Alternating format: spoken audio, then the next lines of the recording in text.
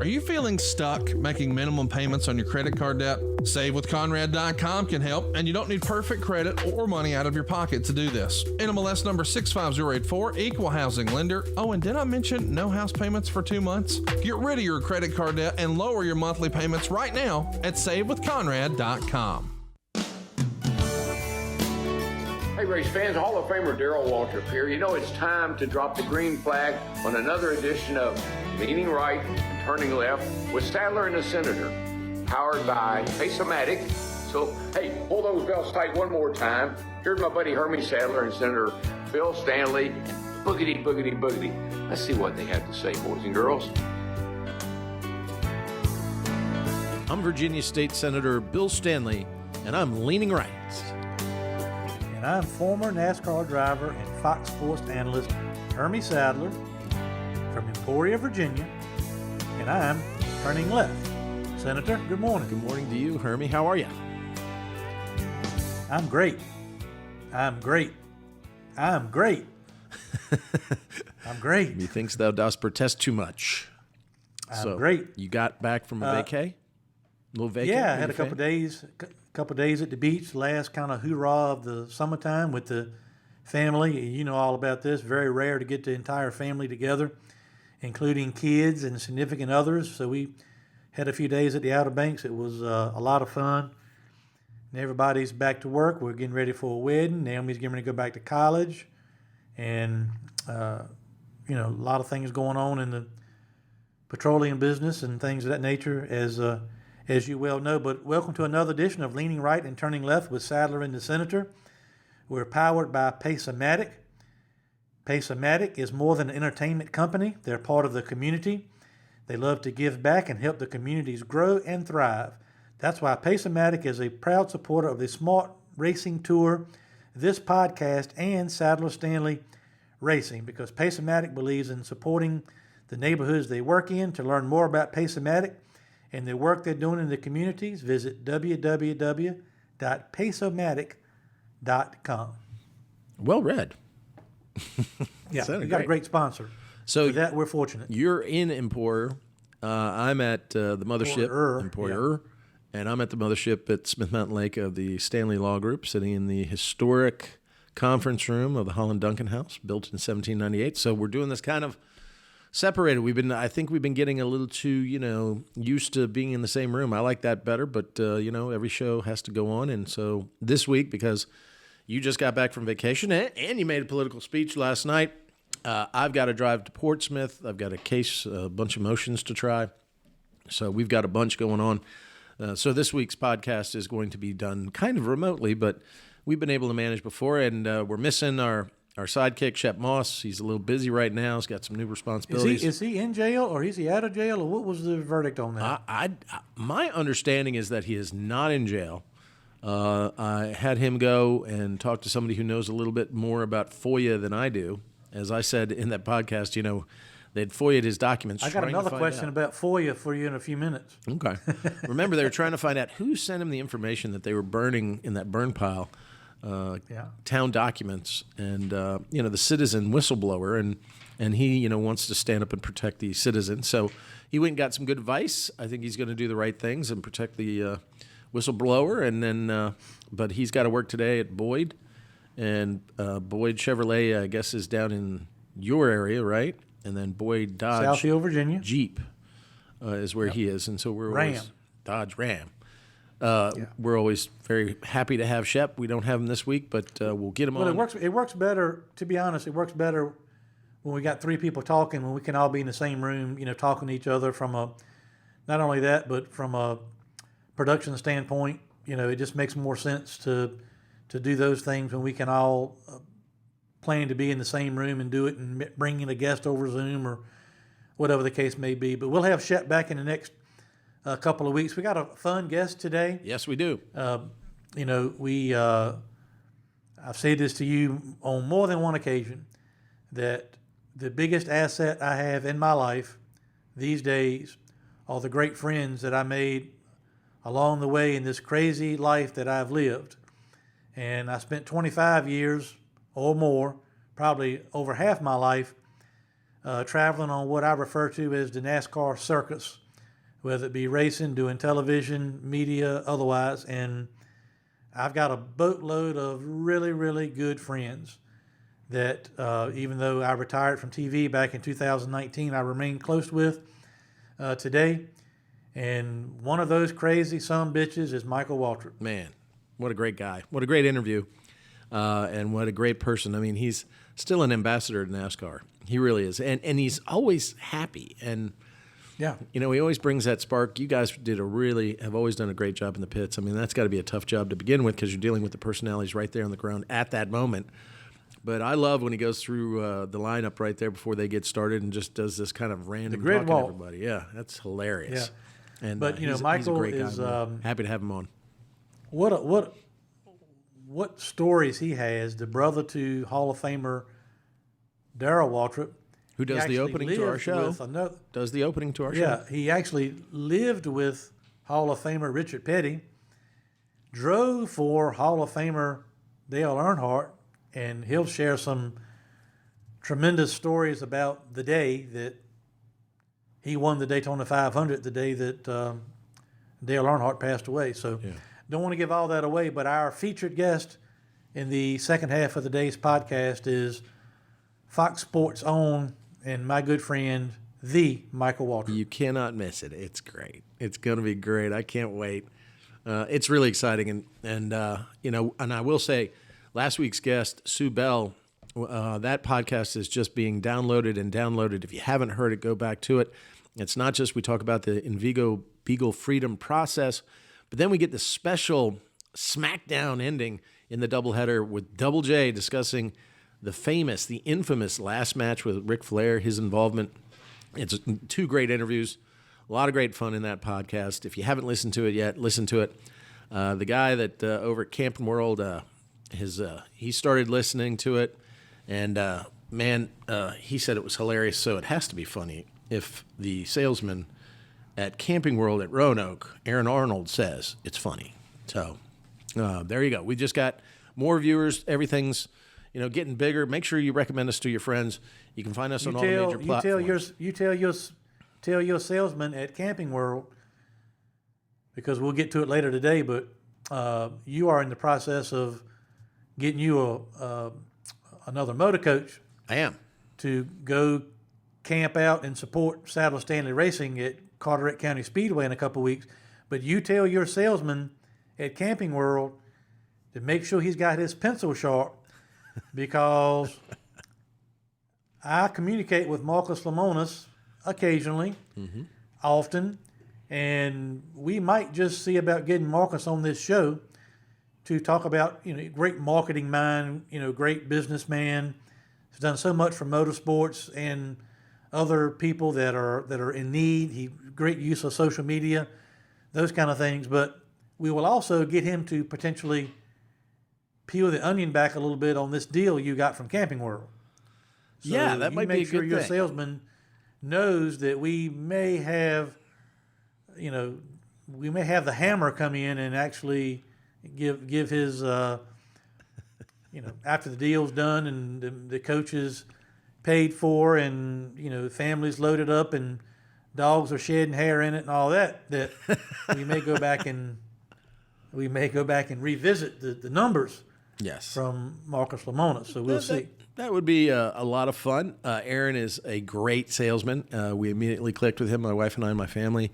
He showed us around, was very patient with us as we were checking out all the bananas and seeing what we're going to do. But great guy. If you're in the field for a new camper or an RV, Class C, Class A, whatever it is, go see Aaron Arnold. He's a really great guy and fun to talk to, fun to deal with, and one of those salesman that really doesn't mess around. He just gets straight to the point, and that's what I like the most. So we'll talk about that.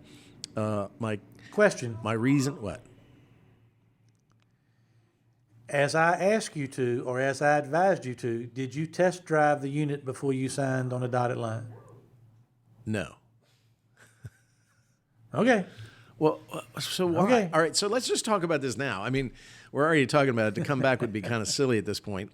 I've got some in the cockpit of in the pilot seat of my Class C, a bunch of hours there. And, it's the same length It's just a different position. A Class C, of course, has the van front to it and the overhang over top of it.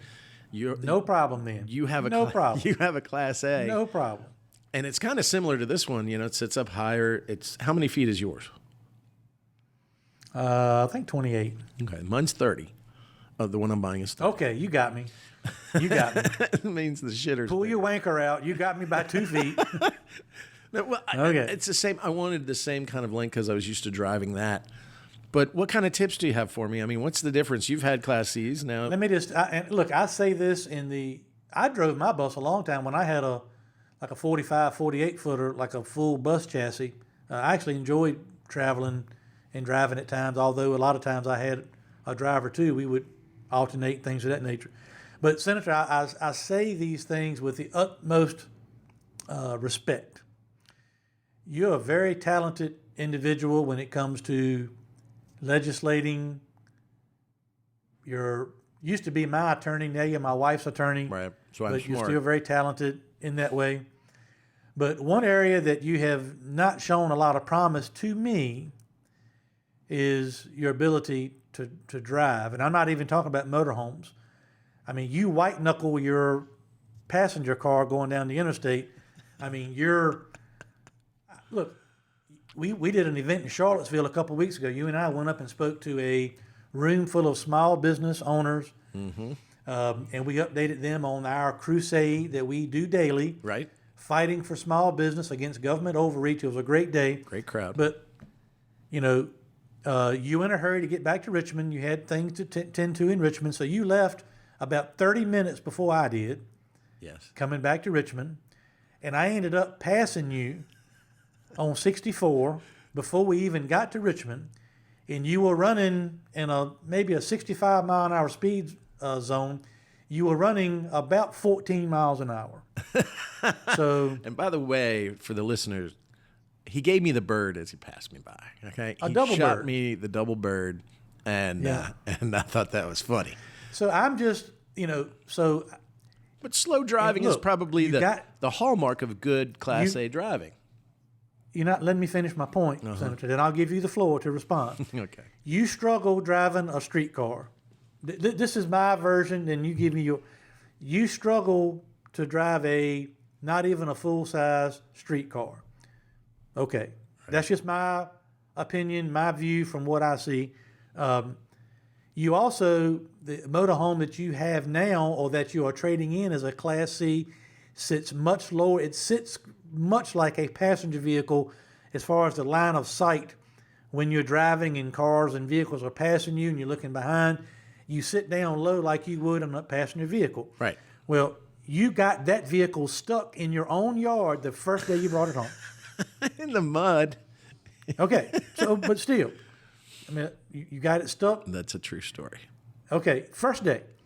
Okay. So, and I had advised you or had cautioned you that the Class A motorhomes, the sight lines and the way you drive them, you sit way up in the air like you're actually driving a school bus or a Greyhound bus or something like that.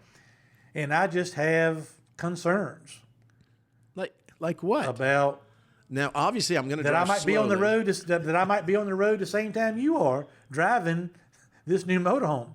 Chances are I won't glance out the window long enough to see the double bird you shoot me when you pass me there.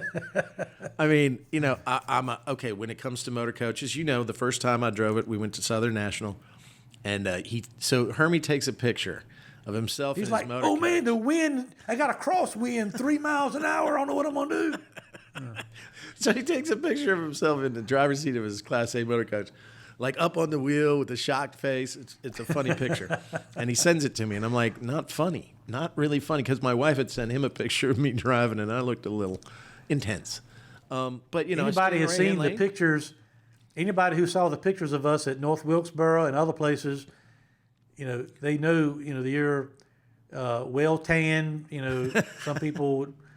But that picture Laura sent me that day of you driving a Class C motorhome on a 4-lane highway, you were white as Casper the Ghost driving that motorhome. And so were my knuckles. And so, that was the first big adventure. I've gotten used to it. I've gotten used to the pivot angle from the rear tire, the drag. So you've graduated. In your mind, in your mind, you've graduated in a few short months from your four-seater personal vehicle to your Class C motorhome to now, hell, you may as well get you a Greyhound Newell, 48-footer and pull a boat behind it. You're perfectly ready for that.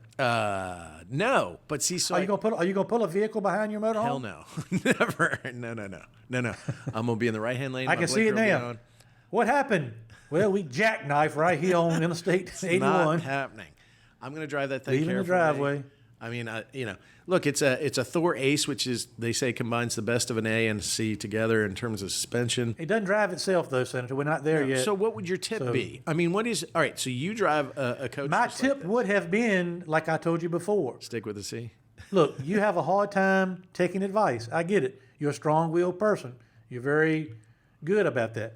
But my advice was just take it around the block. Just drive it one time before you buy it, knowing full well that you weren't going to do that. You were going to pick up the phone, tell the guy what you wanted, why you had to have it, the terrible camping experience you had at North Wilkesboro, how big is the shitter, these kind of things. How big is the tank? tank? I knew you were going to buy it sight unseen over the telephone. That's why I planted that seed. Bill, Okay. I'm your friend. You are. I'm on your side. One of my bestest. Just best drive friends. it to be sure. Okay, but what tips are you going to have? I'm going to drive it obviously off the lot. Maybe I'll take it around the camping Tips world. don't matter now. You've already signed the paperwork. Yeah. So what's your tip?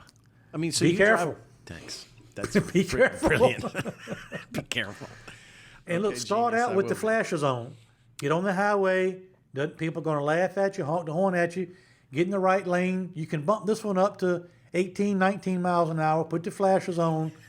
Get you some time in. And as you work your way up to 25, 30, 35 miles an hour, then, I know your first trip on it's going to be to Carteret County Speedway. Yeah. It's a healthy trip. Under normal circumstances, that might be a 5-hour ride for you. It's going to take you 12. That may not be untrue.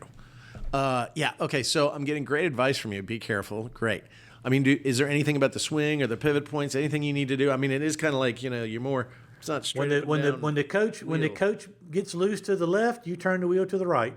When it gets loose to the right, you jerk the wheel to the left. Well, not jerk. Don't do that. That's dangerous. Yeah. Well, so and you hit upon the reason we went to North Wilkesboro, and it was hot as blue Hades out there. Obviously, if you see the pictures on one of our websites, our Facebook page, which is Leaning Right, Turning Left podcast, or Sadler Stanley Racing on Facebook, there's a picture, of course, when we were in Victory Lane with Ryan Newman, and my face is so red. I mean, tomato red, because I'd gone out walking the track with Hermie early in the morning, and I didn't put any sunscreen on. And that just started what then became a real thing. But the Class C, it's a really nice coach. It's got 2 slide outs. But I had my nephew. My nephew was in there. Griffin. My son was in there. My daughter was in there. My wife was in there. And it was like being in a mini submarine.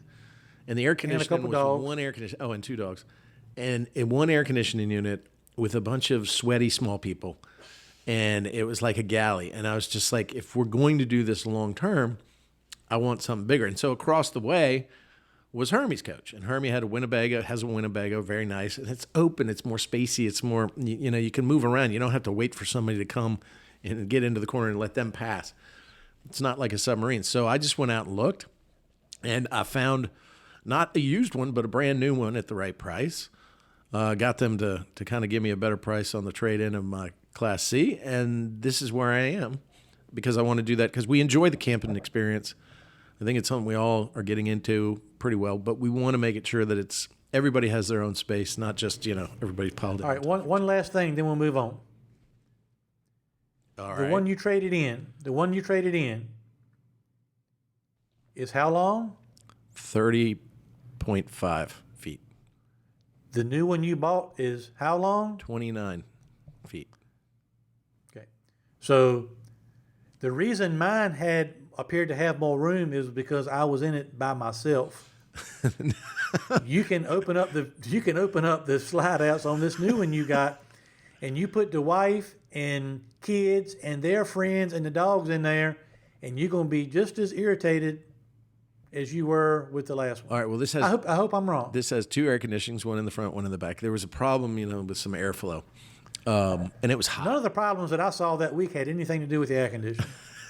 But well, we had you, me, Shep. We had Brad was in there. We were recording. We had guests that were coming in and recording with us. Bill, you made a great purchase. You made a great purchase, and all of your reasoning is completely legitimate. I don't see any. I think you've done everything the right way and for the right reasons, and you're excited to get your new unit. And I'm glad that you're all in on the camping experience. I'm glad you're going to Carteret County to support Sadler Stanley Racing, and I wish you all the best. Well, and we're staying actually. And congratulations. Really nice, thank you, and be careful.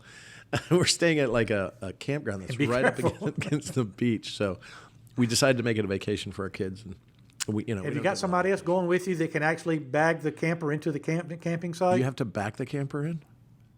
Seriously? You could have to bag it in, and if you get off the gravel, you could get stuck. But back it in for a small fee. Can't you just pull it up and pull it back in the camper? You don't want to have your kids looking into the trees and the swampy area to the back of the camper. You want them to look out in front of the camper where the swing sets and all the nice amenities of the campground are. Mm-hmm. Yeah. Okay. Backing it in. Okay. Well, now this does have a real neat, total camera view of. Yeah, but it's not going to drive it for you. But it's an iPad. Doesn't that make it drive it thing? I think it's going to be great. I hope you'll document the trip for us. And what I would like to do, Chad and I have talked about this. You have. We'd like to put a GPS. We'd like to put a GPS unit into that motorhome, so I'll always be able to track you, not only your location but your miles per hour. I'd like to put a camera unit on it, much like we would put on a transport truck or a logging truck, so that when or if there's any kind of issue, we'll have full documentation and miles per hour and location and anything things of that nature. Anything for the show. I will be driving it very carefully. I will be as careful as can be. May try to practice backing in here in the. I got a lot of acreage here at the office. I'll try to turn around, make sure it's not muddy, so I get it stuck. But I'm looking forward to it, man. I mean, we're committed to this, and all joking aside, you should be looking forward to it. It's a lot of fun. Y'all gonna make some great memories on the motorhome, and I look forward to at the next opportunity camping beside y'all again.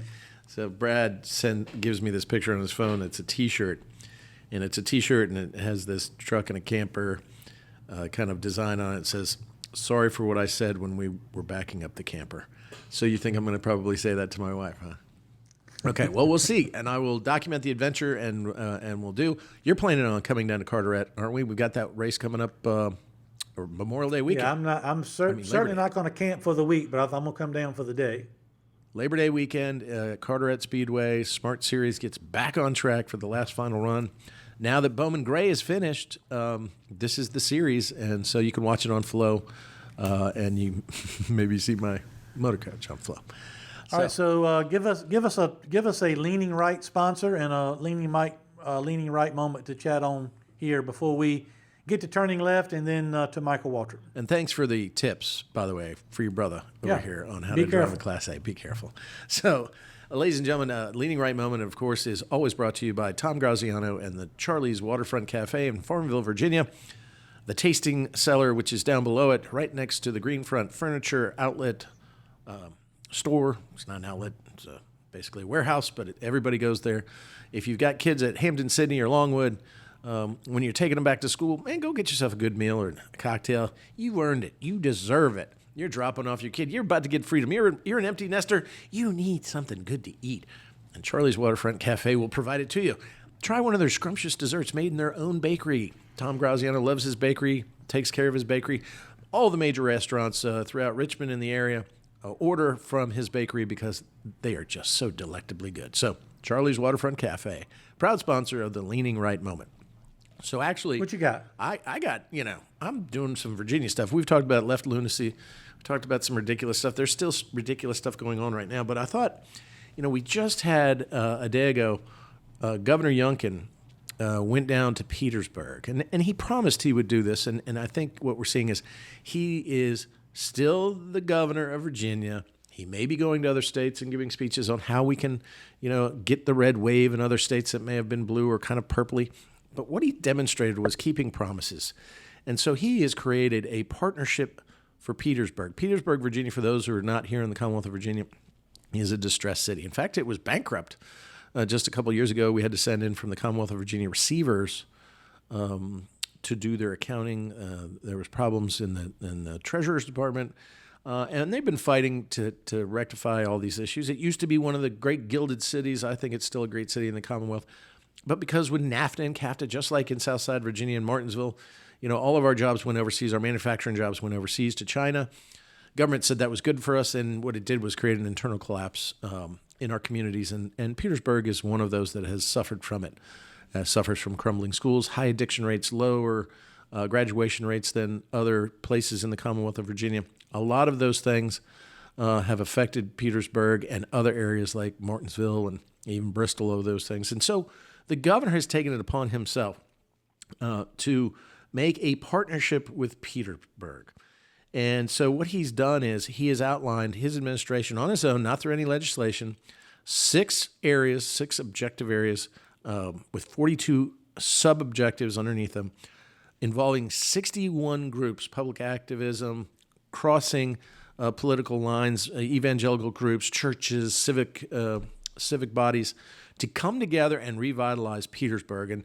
And so I just think it's great that what we're seeing is actually bringing down the temperature and trying to work together to solve common problems. And so Governor Youngkin has addressed this. You've got, he's addressing areas like crime. Petersburg suffers from, like some other cities like Portsmouth, crime infestation, high murder rates. So they're going in there in a partnership to clean up the crime rate, to lower the murder rate, to actually make it safe again to walk the streets of Petersburg, and to make sure that everybody is safe and it gets the chance to enjoy their life and achieve the American dream. So the first thing that they're addressing is working together with civic groups to address the issues of crime. And they have really specific, and I could go over all of these, but really specific categories of how they're going to do that. But they're trying to reduce violent crime and crime against persons and property. And I think that's the first pillar that is important. And I think every city and every community can look at this as a guidepost, a blueprint for how we make our places better. The second pillar is a strong education system. Because you've heard me say this, education can get you out of poverty. It can break the cycle of poverty. It can create a ready workforce that brings in industry. And it is so very important because the majority of our students in the Commonwealth of Virginia don't even go on to college. So they're talking about school revitalization and remodeling. The same thing that I've been working on, school modernization, with Jen McClellan, Senator out of Richmond. So I love to see what they're doing in the pillar of education. Then they're doing health care. They want to make sure that they're coming together in private-public partnerships in every one of these areas, along with the government, to try to make sure that we're fostering these objectives, these 42 objectives, that they're activating all of these 61 groups. So they're attacking healthcare, because what we have in our inner cities is we have, much in the same way of rural healthcare, you have underprivileged, underserved communities that don't have access to good healthcare. So they're attacking that issue. And then they're attacking the transportation issues. Petersburg is just north of you and Emporia, and they are along a highway, but there are a lot of transportation issues internally, roads that need to be fixed, not just the fact that they have the benefit of a highway that they can access, but the roads inside the city of Petersburg absolutely needs work and attending to. They're putting together rail and transit projects. So I see a great opportunity there in the transportation end. Then they're working together on economic partnerships, private-public partnerships to encourage businesses that are there to grow and thrive and hire people, encouraging businesses to come in with part of that education and part of that training, and community empowerment. I think that's the big win, because they're not saying government's going to come in and take over and do all this stuff. What Governor Youngkin is doing is empowering the local government of Petersburg, but also the people and those activist groups, and doing everything they can do to get the community to get involved to take control of their own destiny, to move forward and make Petersburg great again. And so I see this as a win-win. Unfortunately, I've already seen, the minority leader is also kind of poo-pooing it. The Democrat, Don Scott, who I know and I call a friend, but he's poo-pooing it. The Democrats are kind of poo-pooing it. Not Joe Morrissey. Joe Morrissey's out there going, hey, let's work together. And in fact, the Democrat mayor, Samuel Parham, he signed the partnership with Governor Youngkin in a 2-hour ceremony in Petersburg. And he said basically a good thing, which I think all of us should understand. When they were wrapping things up, and I'm going to read from the article, the governor called all the people who already signed pledges to come back to the stage to witness as he and the mayor signed their pledge to each other, that they were going to work together to turn Petersburg. And they said for everyone in the city to come together at that moment, that's what is exciting about this. And also, that basically said, and the mayor said, listen, I've had long conversations with the governor, and the mayor's a Democrat. He's got my back. I've got his.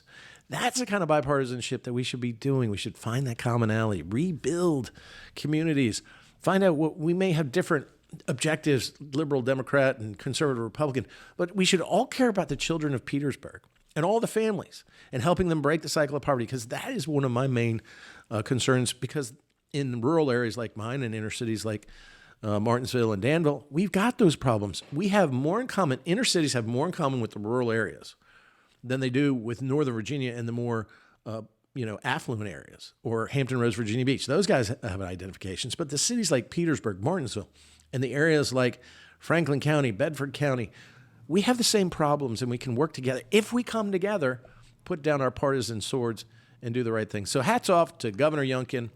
What a great initiative. Absolutely, truly bold and new and fresh. Let's just stay committed to it. Let's see this work in Petersburg so now we can see it work across the Commonwealth of Virginia. I'll say two things about that. Number one, Petersburg, kudos to the officials in the city of Petersburg and to Governor Youngkin for taking this initiative. Petersburg is a tough, tough city. I've got retail businesses in that area, and we've had to adjust our hours of operation and keep more people on staff for safety concerns to operate in certain areas of Petersburg. It's very, very difficult environment to work in. So I, as a business owner in the city of Petersburg, I applaud those efforts. But on the second part, to me, when things like this happen, it becomes clearer and easier to understand which Democrats, which liberals really want advancement and unity and finding common ground and working together where appropriate to provide better opportunities, living conditions, whatever the case may be. Because some will be thankful that the governor and officials in Petersburg, whether they be Democrats or not, are uniting or showing unity to help the area. They'll applaud it, they'll appreciate it. And there'll be some, Bill, as you know, that will come completely unhinged at the notion that any Democrat or any city leader, mayor, town manager, town council, anybody that are liberals, they just think is just impossible to work with a Republican conservative governor like Glenn Youngkin. But for me, both the people at the top, including Governor Youngkin, are showing leadership, and it starts at the top. And my hope is that more people will embrace this opportunity than try to continue to create divisiveness and hate.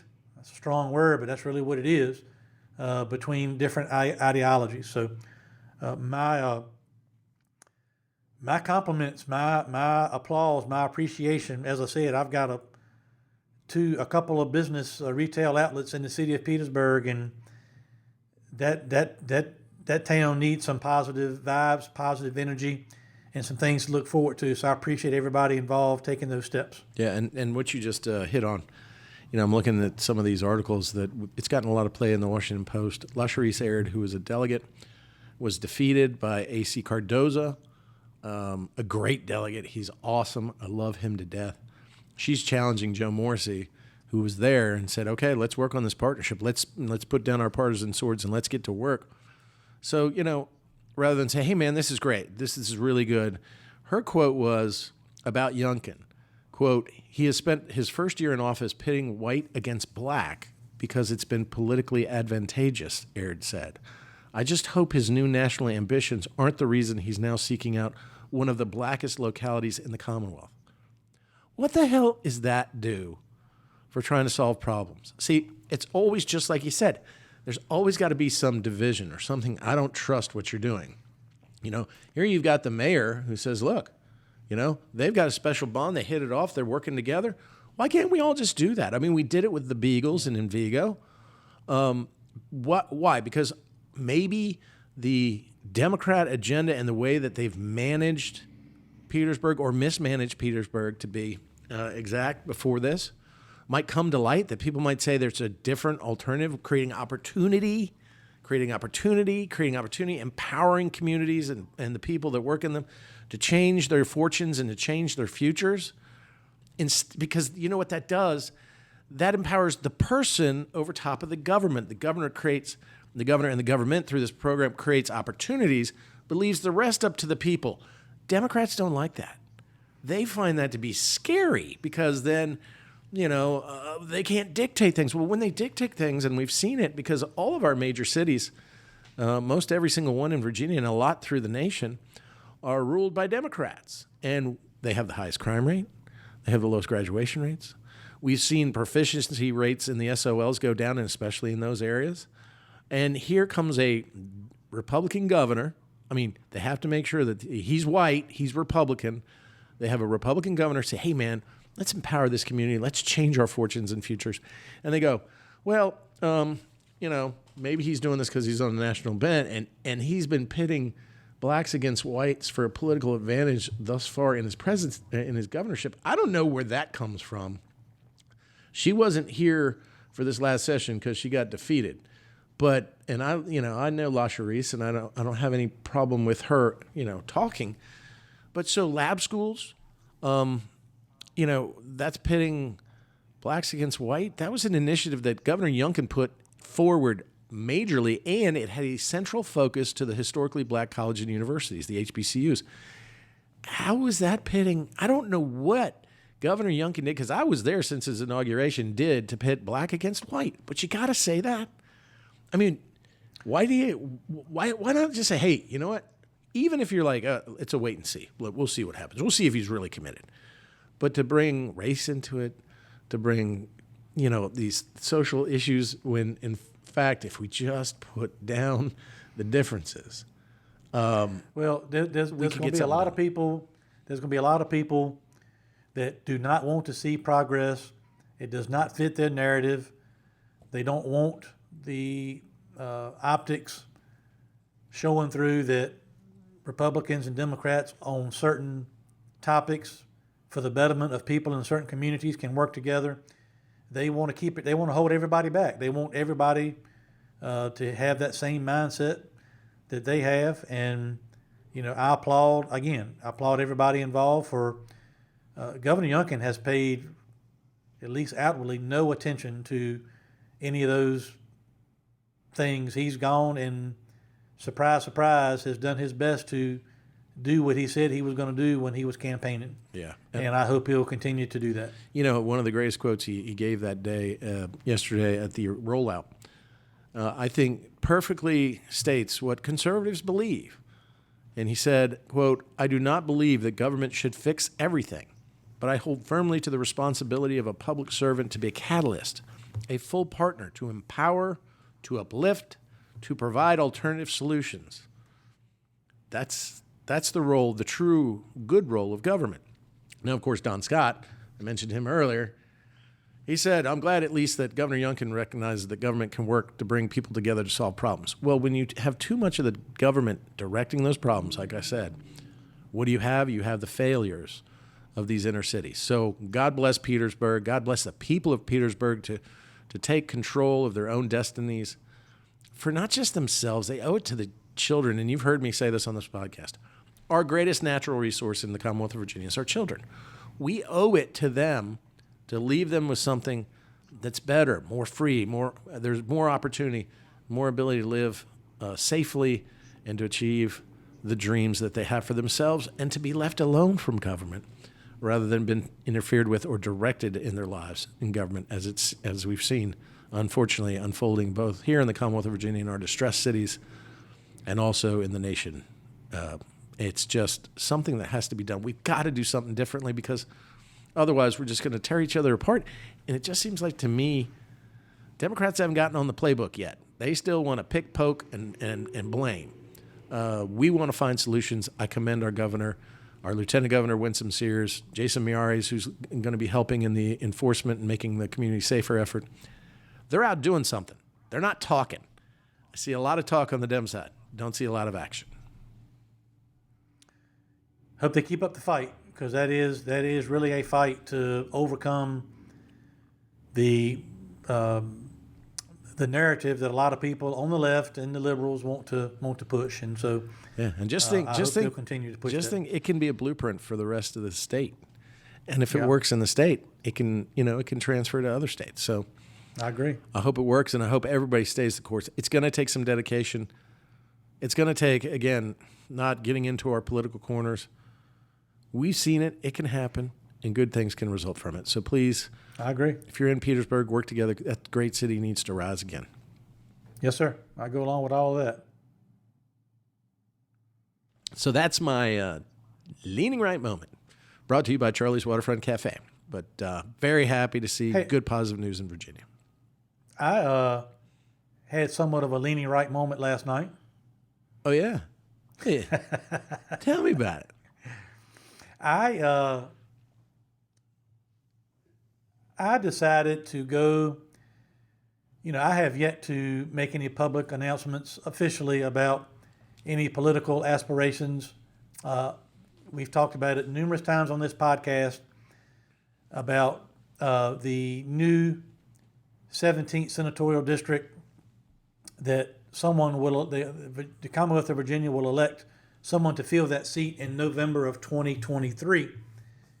And we've talked a little bit back and forth about the possibility of me running. I have said that I'll make an announcement on those plans on November the 9th, on Wednesday after the midterms, because quite frankly, I just believe that everybody in Virginia's time, effort, focus, money, all those things should be focused on these midterms, which, by the way, I'm also hosting on October the 5th, a fundraiser and a meet and greet for Leon Benjamin at Faux Show in Emporia. Great. To try to help introduce him to more people in the area that I live in. But I've said I'll announce November 9th because I want everybody to focus on the midterms. But what I have been doing is going around to some of the different district committees, Republican committees across the 17th district, and just introducing myself, kind of talking, hey, this is who I am. This is what you may know me by, but here's my family business. Here's some things that I've experienced personally. Here's a little bit about our lawsuit. Here's about our fight for small business. Here's some of my personal beliefs. I'm considering running for Senate, and I'll be back in the next couple months and update everybody on what my plans are. Well, I did that last night in Isle of Wight, which we can say this because she's already announced. She announced very early on, Delegate Emily Brewer, announced months ago that she was also going to seek election for that Senate seat. And Isle of Wight is her, I guess you could call it her home district, her home committee, whatever you want to call it. So anyway, me and Naomi and Haley went to the committee meeting last night, and also Jen Kiggins was there. It was nice to see her. Otto Waxman was there. Nice to see him. But anyway, I was given the opportunity to get up and speak and introduce myself and talk a little bit about why I would potentially be compelled to run and what my plans were, timeline, things of that nature. And then at the end of my speech, I offered to hang around after the meeting and answer any questions anybody may have. Well, as I was walking away, a couple people, one of them sitting around the round table in the front, so I assumed he was a committee member. Two people threw their hands up at one time and wanted to ask me questions in front of the group. So I said, okay, no problem. The first question was phrased something like this, like, are you a registered Republican? That was the first question. We don't register in the state. Well, and I said no. And someone in the audience, before I could even finish answering, said, to your point, we don't register to vote by party in the Commonwealth of Virginia. And I said, but I am a Republican. And because I knew where this was headed, because in my opinion, from what I've heard from different committee chairmen across the district, one of the narratives that Delegate Brewer's folks are trying to push is that, as a business owner over the years, I've not only donated to Republican candidates, but I've donated to a Democratic candidate in Rosalind Tyler. Well, not only that, and for years, there were people that ran against your state senator in the Republican Party. So it's not like you had a choice, or even your delegate. There was nobody. Louise and Rosalind Tyler were the only shows in town for 15 years. Yeah, years and years. But anyway, so I said, well, I'm a Republican. Then this person says, well, since when do Republicans give money to Democrats? And I said, well, again, I knew kind of where that was coming from and where it was going. I said, listen, from a personal standpoint, and he's talking about me donating.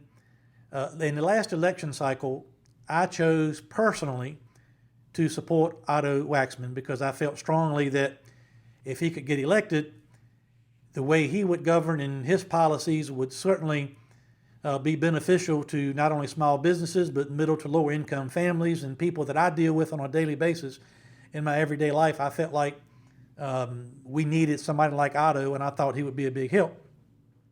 So not only did I donate to Otto, but Angie and I also catered his election night event out at Golden Leaf Commons here in Emporia, Greensville County. And we donated the food for that. And then we took off and went down to Jason Miares' event in Virginia Beach in the same night. But I also, from a company standpoint, and Bill, I've told you this, my company, I have over 300 employees. I have a diverse workforce. My customer base, thankfully, is diverse. I can go sit out at North Main Slippy and right up the road from my office and watch customers as they go in and out of my businesses.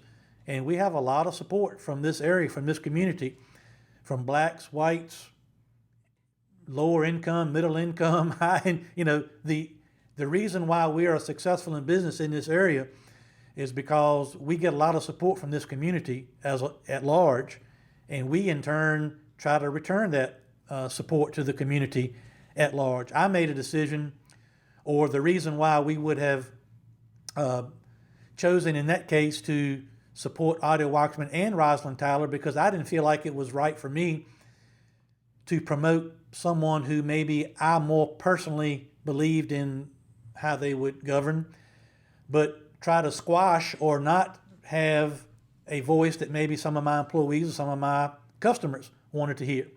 So my theory was, let's hear from both of them and let people get informed on both sides and make informed decisions, and the best candidate will win. And that's ultimately what happened with Otto Waxman, winning. So I knew where that was headed. So I answered that question in that manner. And then another person that was planted, I called it planting stooges in the at the table. The next person asked me about my relationship with Louise Lucas. How long, do you communicate with Louise Lucas? And I'm like, Louise and I were co-grand marshals of the U-Crops Christmas Parade, I think 1994, maybe 1995, somewhere along in there. And I said, as a business owner, you communicate with your legislators on things regarding business. I said, but the last couple of years, I've found it useless to try to communicate with her. Hadn't been worth my time. And then this person says, well, I've got a bunch of emails between you and Louise Lucas. Would you want me to read them to you? I said, that's fine. Sure. Read them, you know. At that time, the chairman stood back up and said, oh, Hermie will hang around, you know, and answer questions, which I agreed to stay around. And of course, after the meeting was over, the two stooges that had been planted there to ask me questions to try to throw me off were nowhere to be found when the meeting was over. They were interested in making a scene, not really knowing what my reasons were or my rationale or whatever the case may be. Totally staged. So, yeah. So I and chose quite frankly, to, if I may say so, quite an amateurish effort on their part. But again, we'll talk about I guess I should be expecting, you know, I've told you this, one of my best friends outside of you, Senator, outside of politics or politics aside is Governor George Allen. Right. I speak to him, I ask his advice on many things, whether it be related to politics, business, family, friends, whatever. And the last time I was in his home, him and Susan, about a month or so ago, talking about decisions I had to make moving forward on whether or not I wanted to seek political office. You know, one of the people that he's always admired and looked up to is Ronald Reagan. He talks about Ronald Reagan a lot. And he said, Hermie, one of the things I'd like for you to do is, as you're going down this path, is always remember Ronald Reagan's 11th commandment. I said, what's that? He said, basically, never talk disparagingly or negatively towards a fellow Republican, especially as he called it in an intra-squad scrimmage, which would be a primary or convention or whatever the decision makers decide on who will be the candidate on the Republican side in the race in 2023 for the 17th district. So I just chose last night, and I will continue to choose moving forward to just go around the district and tell my story and explain who I am, why I'm compelled potentially to run, who I'm fighting for, what I'm fighting for. And if people I'm running against decide they want to, you know, have little antics like this and put people up to asking questions, you know, I could have easily gotten into, you know, Delegate Brewer's voting record on certain issues. Why do you want to do that? Or donations she's taken that Right. I view as against the Republican Party or the Republican creed or whatever. It's just not worth it. It's certainly at a point where I'm 2 months away from even announcing whether or not I'm going to run. You know, so that I just thought that was interesting that they would go through the effort to either ask Louise Lucas for emails, I got nothing to hide, or to FOIA her for emails, ask questions about Rosalind Tyler. I just thought all of it was odd and kind of interesting that they would resort to that at this point in the game when she is already a sitting delegate, allegedly with plenty of support behind her. Yeah. Why would she be worried about me? But that, you know, that's just my view. All right. So my assessment, being the political animal that I am and having run 4 or 5 campaigns for office, number one, they're worried about you. If they weren't worried about you, they wouldn't be pulling this stunt. 2, that they would go to the extent of FOIAing any communications that you might be having or have had with Louise Lucas that obviously would be surrounding probably minimum wage, skill games, small business issues, especially when she's the only game in town. And I mean, who else are you going to email and ask these questions or ask for support for or try to give your position on? Not only that, look, I'm a conservative Republican, one of the most conservative Republicans there is in Virginia. I talked to Louise, you know, I talked to Mamie Locke, gave her a hug when I saw her, and she was here at the Booker T. Washington Memorial when we were trying to figure out how to honor him in the Capitol. One of my partners, Tony Troy, represented Louise Lucas. Does that make me a Democrat? I don't think so. It smells of desperation, number one. Number 2, look, the fact that they'd be willing to do that or that someone would be putting them up to do that, whether that's a campaign manager or the candidate themselves, kind of demonstrates to me not just the desperation, but you gotta be qualified for the job and you gotta want it. That's fine. But when you're fighting internally and intra-squad scrimmage, and this is what you're going to do, then you're probably not the best candidate because, Hermie, people like you, people love you because no matter who comes up to you, and I've seen it hundreds and hundreds of times, you make them feel warm. You're not some snooty, TV star or race car star. You're Hermie Sadler, and everybody walks away feeling like they had a real moment with you, and you call so many people friends because you mean it that way. I think you just run a positive message as you're finding out whether you want to do this or not. I know that's still not a decision that's been made yet. But, this office isn't about Emily Brewer or you. This office is about the people because it belongs to the people. The seat belongs to the people, not to the person that wants to be called senator. I know you're a guy that wants to go in there and do a job and fight. That's what I do. I've said it here before. My mother did not name me senator when I was born. My name is Bill. But Bill has a job to fight for the people of Southside and Southwest Virginia. That's Bill's job. Bill go do job. Bill come back home. Bill take care of family and work. That's it. I don't want to go up there, and I know you're the same way, that you want to sit there and go to a cocktail party and have people go, oh, senator. No, you want to go up there and kick some butt. Make sure our way of life is preserved. Make sure we create opportunities. I said that last night, too. I said every reason that I'm standing here considering this is because of a personal experience that happened to me, whether it be the government overreaching into small business or whether it be how I was treated when I tried to approach legislators at the General Assembly, what I felt like was their denial of some of the impacts some of their policies are having on small businesses, my loggers, farmers, construction workers, and people that I deal with on a daily basis. Just not enough people talking about it. I laid out all those things, but I also, in the course of that conversation, when this guy was quizzing me about Rosalind Tyler, I said, 99% of the money that I've donated over the years, which hadn't been a lot, quite frankly. I've never had interest in being involved in politics. I've never seen that as something I needed to do. But now the train is so far off the track, I'm scared now about where we're headed if people like you and people like me are not involved and trying to bring some clarity and levity back to our government. That triggered me. But I've never donated huge amounts of money to anybody over the years. But just last year I said, hey, I donated to Otto Waxman, I donated to Bill Stanley, I donated to Frank Ruff, I donated to Jason Miares. I said, so, but none of those donations on either side have any effect or say nothing about who I am as a person and what my beliefs are, or if elected, how I would govern or legislate.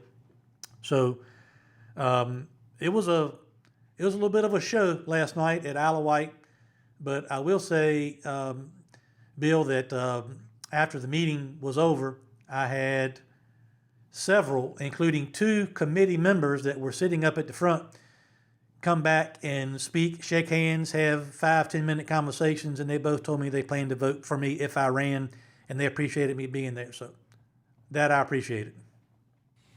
Well, and that's kind of indicative too. They were trying to do a little ambush to you, a political ambush. This is the weapons they have to beat you over the head with. It's kind of weak. They're shooting their guns off early. They shouldn't be doing this. Look, let the best person win. Let the people decide. Let's not beat each other up to where you're a weakened candidate going into the general election against a Democrat, which may be Louise Lucas or somebody. You can definitely count on the fact that they will be giving millions of dollars into this race, because this race, the 17th, is going to determine the majority in the Senate, whether it's Republican or Democrat. That's why it's such an important seat, not to be played with by amateurs, but going out there and saying, this is my positive message, this is what we're going to do, and not engaging in this. It reminds me of my wife taught me in terms of raising children. When you react to whatever they're doing, if they're screaming or yelling or pouting or whatever, then they're going to do more of it. Don't react to this stuff. Don't engage. This is petty, it's childish, and it's amateur hour. And ultimately, the voters are going to decide. And ultimately, when they look at a couple choices. Let's say if you do run, they're going to look at who's the mature one that can carry us through, who's the one that's going to represent us, who's the one that's going to care about us, not about themselves. And I think, that will become crystal clear as the primary or convention moves forward. You will find out one way or the other as a voter who your choice is, usually by the way the other person acts. And that usually crystallizes, okay, that's why I'm supporting this guy. And so welcome to the biz. Listen, it happens all the time.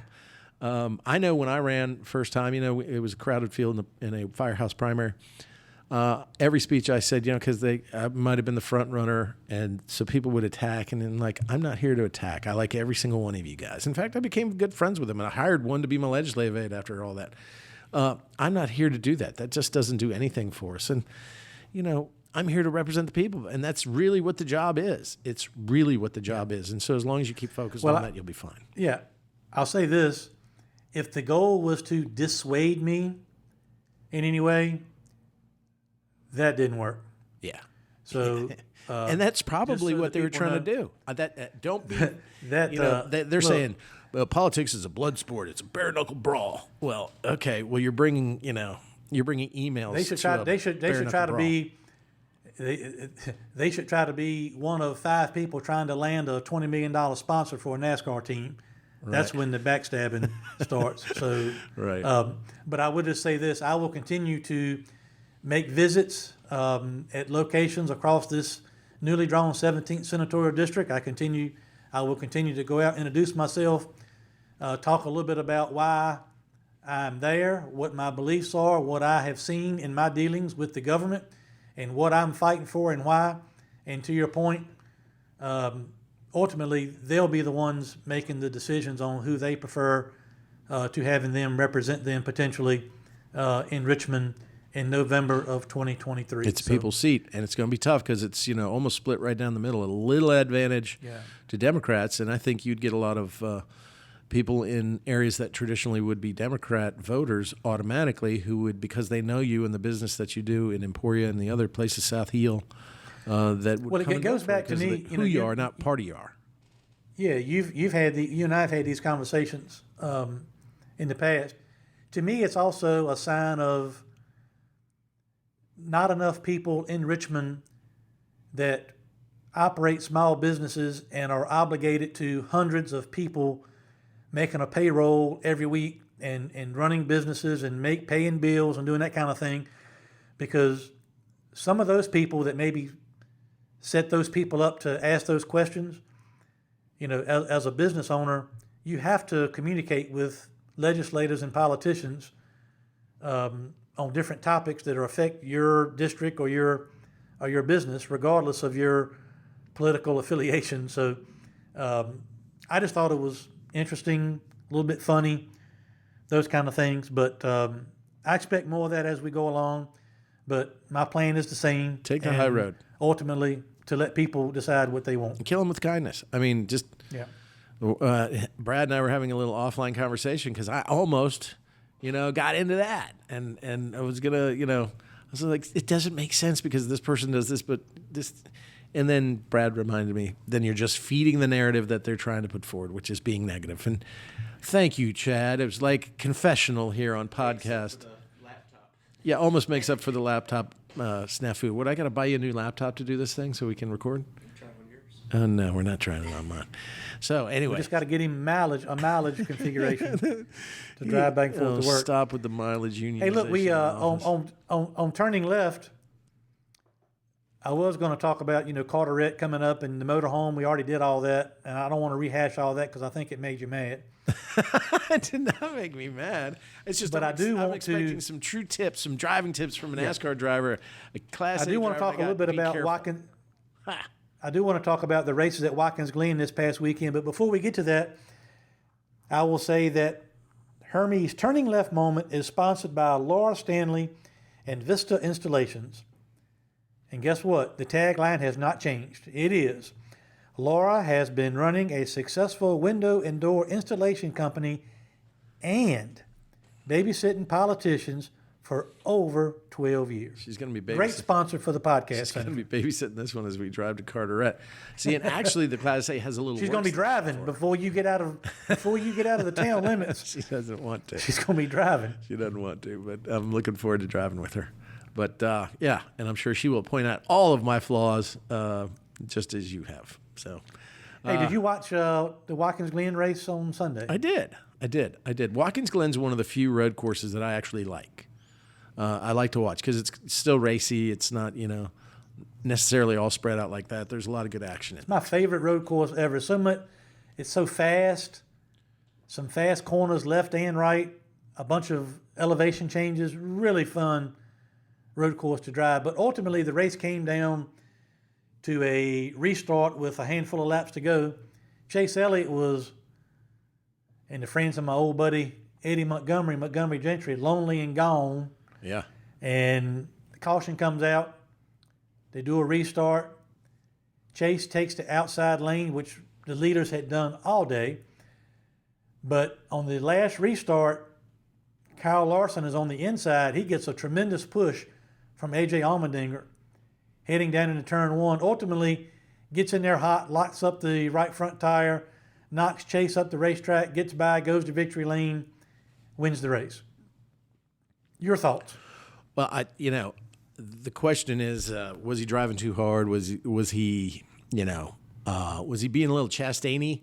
I don't think so. I think that was good hard racing. I think he had to do what he had to do to win. They're teammates, which is kind of the interesting point. But, your teammates until the last lap, I guess, and especially when they're in that kind of position. I don't blame him one bit for what he does. That's good hard racing. And, good for him to get that win. And so we don't have what now? I think if someone new had won, that would have been 17 new winners. So you've got him winning another race. That's solidifying up the playoff picture. I just liked what the Dinger did on both days. I mean, he had good racing. Second place both days. And so a shout out to our podcast friend Chris Rice. Yes. The president at Colleague Racing for, not as big a deal to finish second in the Xfinity race, but for them to come back and finish second in the Cup race, of course, it's widely known that A.J. Allmendinger is one of the best road course racers in the business. And he got up on the wheel those last 7-8 laps, those last two restarts, and put himself in position. If Kyle Larson had made any kind of slip-up whatsoever, A.J. would have been in position to win. So congratulations to Kyle Larson, Hendrick Motorsports, A.J. Allmendinger, Colleague Racing. I also want to say, and you mentioned it earlier, I'm excited for the Smart Tour to get back on track. We've had a long break for the Smart Modified Tour, and September 3rd, back on track at Carteret County Speedway. I'm anxious to get our cars currently fourth in points, Senator, and we need to climb that ladder a little bit. So hopefully that fight starts at Carteret in a couple weeks. Yeah, and Jonathan Brown, our primary driver, we like so much. I liked him so much, I named a stray cat I found at Caraway Speedway after him. He was doing quite well. Thank you for asking, Hermie. I think we've got a great chance. We're posting well, I think, going into the championship. Jonathan Brown had a very good run, I thought, at the Bowman Gray Series, which just finished up. He didn't win, but he was in the top 5 all throughout the season. He won like 4 or 5 times. I mean, the guy's just a great driver. Great to have him back and to focus on the Smart Tour and Smart Series, and so we're very excited, and that's why we're getting to Caraway earlier, and we're going to do what we're going to do, and we thank our sponsors. We have our primary sponsor, Pace-O-Matic, but we have so many other sponsors that we did. I had one question. I wanted to go back to Watkins Glen. You jumped right to Smart, but I was thinking about this. What I thought was very unique was one of the great F1 drivers, Kimi Räikkönen. Did I get his name right? Yeah. So they let him in. I mean, I thought we worked with a charter system.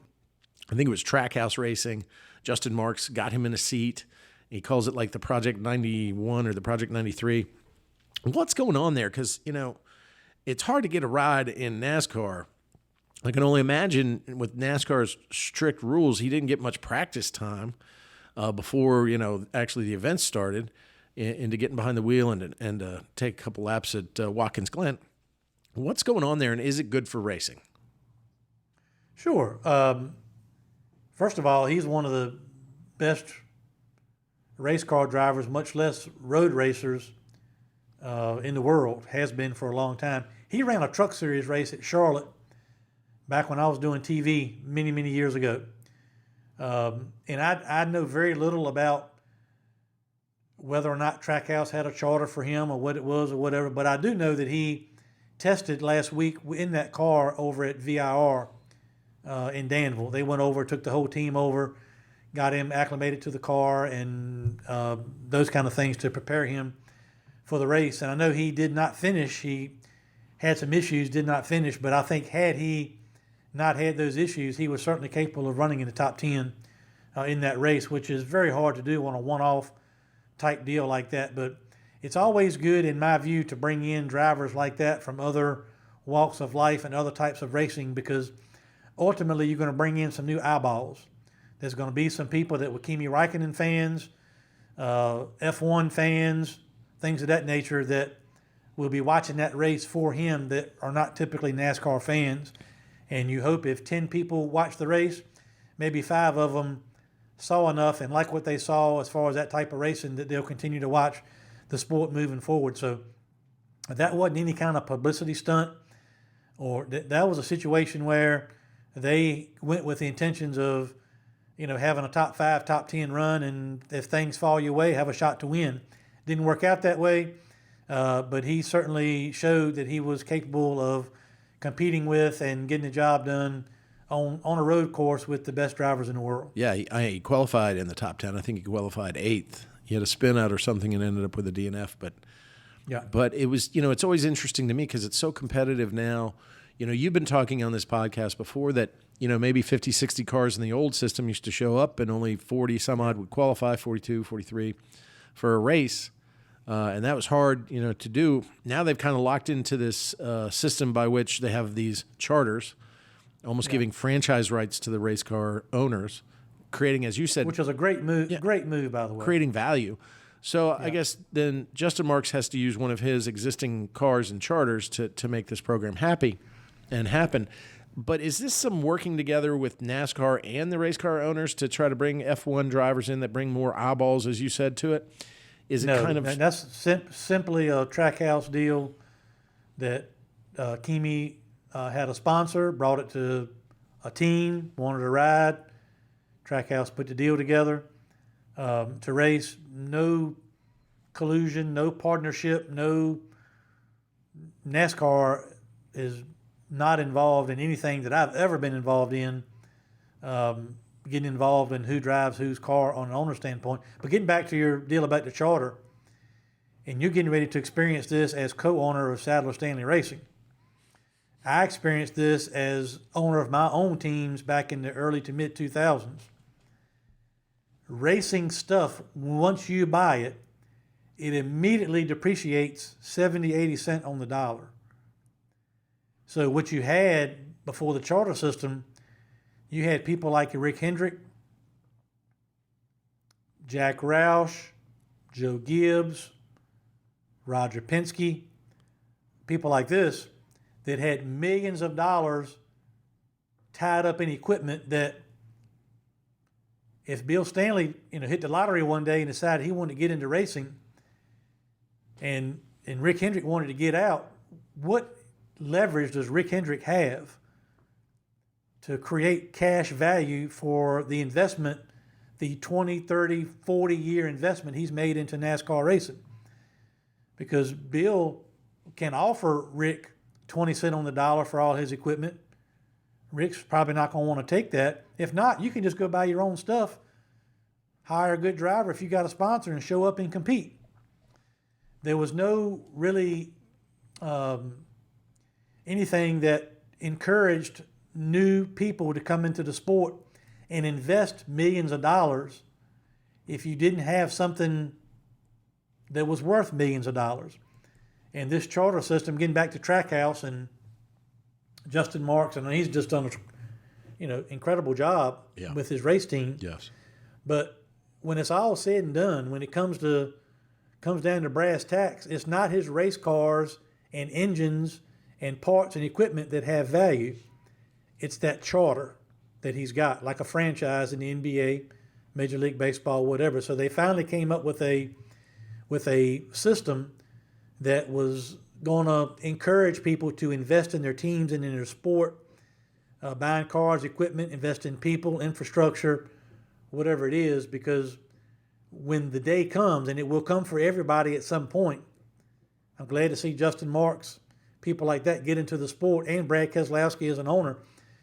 Because, let's face it, you look at Mr. Hendrick and Roger Penske and Joe Gibbs, these owners are getting on up there in age. We need some new people investing in the sport in a big way, and these charters have kind of been like an insurance policy in the bank, supporting or collateral for these multi-million-dollar investments that these younger owners and even the people like Hendrick and those people are putting into the sport. Yeah, and one can only wonder, I remember Brett Griffin when he was on our show. Of course, he worked with Elliott. Larry Bird said one of his favorite teams working for was Michael Waltrip Racing.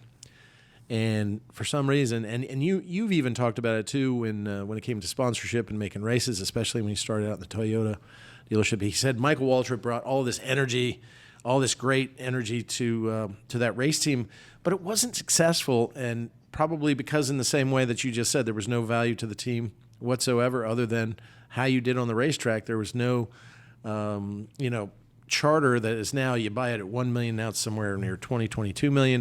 They're saying per each charter for each car. I wonder where Michael Waltrip Racing would be right now if it had a charter, because everybody who worked for it, just in the interviews I've heard before and the things I've read, loved Michael Waltrip, loved the race team, loved what he did, but it just didn't have that staying power that maybe it should have, and perhaps we'd be telling a different story with his race team still being here, wouldn't we? The other part of that, and I don't know if it was intended or unintended, but in my view, NASCAR would much rather have a situation where, as I said before, let's just say Bill Stanley was independently wealthy or won the lottery or just decided, hey, I got $100 million and I want to own a NASCAR team. Now that you have to have charters, people that want to own a NASCAR team or want to get involved in NASCAR racing have to be really serious about wanting to be involved, because they have to find, negotiate, and purchase one of these charters that is in the 20s, 30s of millions of dollars. NASCAR really doesn't want, and we had some of this back in the 90s, early 2000s during the NASCAR boom, you might say. We had a bunch of fly-by-night organizations, wannabe owners, whatever you want to say, come in, have this big press announcement, big public release, and hire a driver, buy cars, make all this hoopla, and go and do not make the Daytona 500, and then after that you don't see them anymore.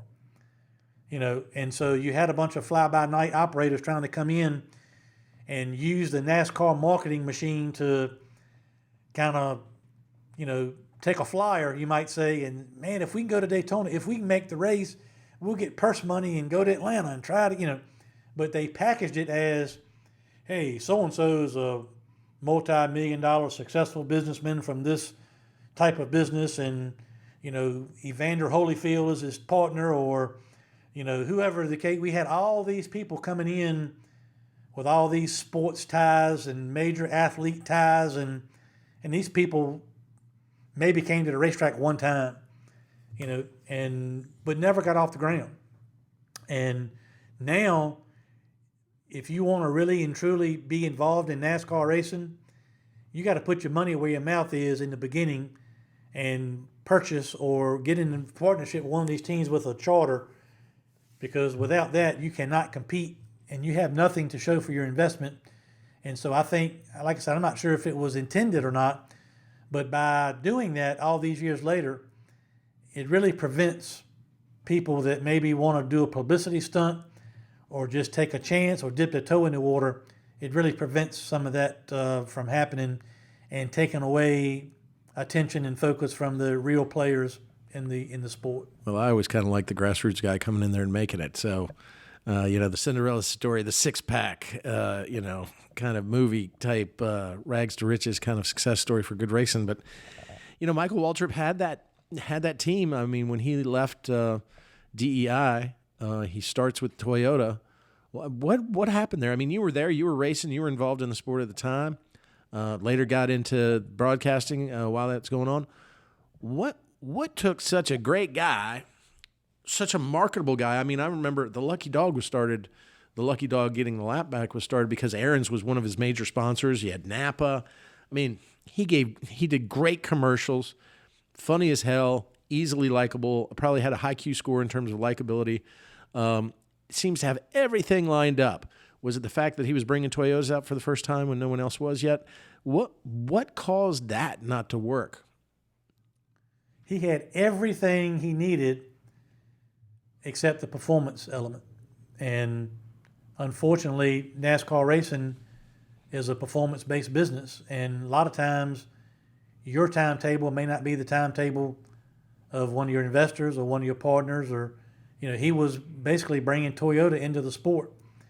And, I told you this story before. There were times when I had a relationship with Michael where Aaron's would sponsor me in addition to his team in case, they had trouble qualifying. They'd have an Aaron's car on the track. But they just never, they didn't perform well enough, quickly enough to cement the team as a legitimate threat, championship caliber team early enough to suit Toyota and the sponsors and probably even Michael. I'm trying to think. Besides him, who did they have driving for him? Well, Martin drove for a while, and right. David Rudiman drove for a while, and I think they maybe even started with Rudiman and Michael. I don't remember exactly, but Rudiman, Michael, Truex drove some. He had, which is a bad sign. He had a rotating door of drivers early on in the operation, which is a sign also that they're looking for a spark. And they won some races. Brian Vickers drove for him a few races, and they won a few times. But I don't think it worked out early enough and often enough to please people like Aaron's, Toyota, Napa, whoever the case may be. And we got Michael coming up. Yeah. And as I mentioned, what a story. I think I've got some life stories. What a guy like him. No kidding.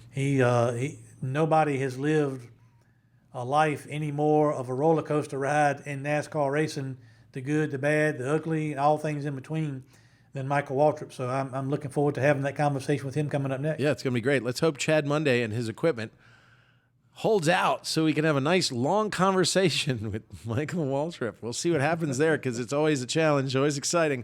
But that was a great turn and left moment. I enjoyed that. And, what I really want to talk about next time, maybe even expand turning left and shrink down leaning right, is I want to talk about your involvement in go-karting.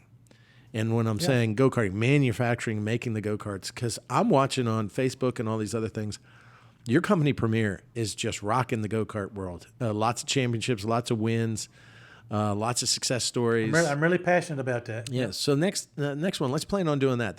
We're having a production meeting, Hermie, with you involved. So Chad, write that down. What a great turning left moment that you brought to us today, and a great conversation. I appreciate Laura and Vista Installations for being my turning left sponsor. Now we'll take a short break. Senator, we'll pay some bills, get some ads in, and come back with our interview with none other than NASCAR legend, Michael Waltrip. That's awesome. We thank everybody who supports us, everybody who's listening. You don't want to miss this interview. And thank you for listening to our podcast. We'll be right back.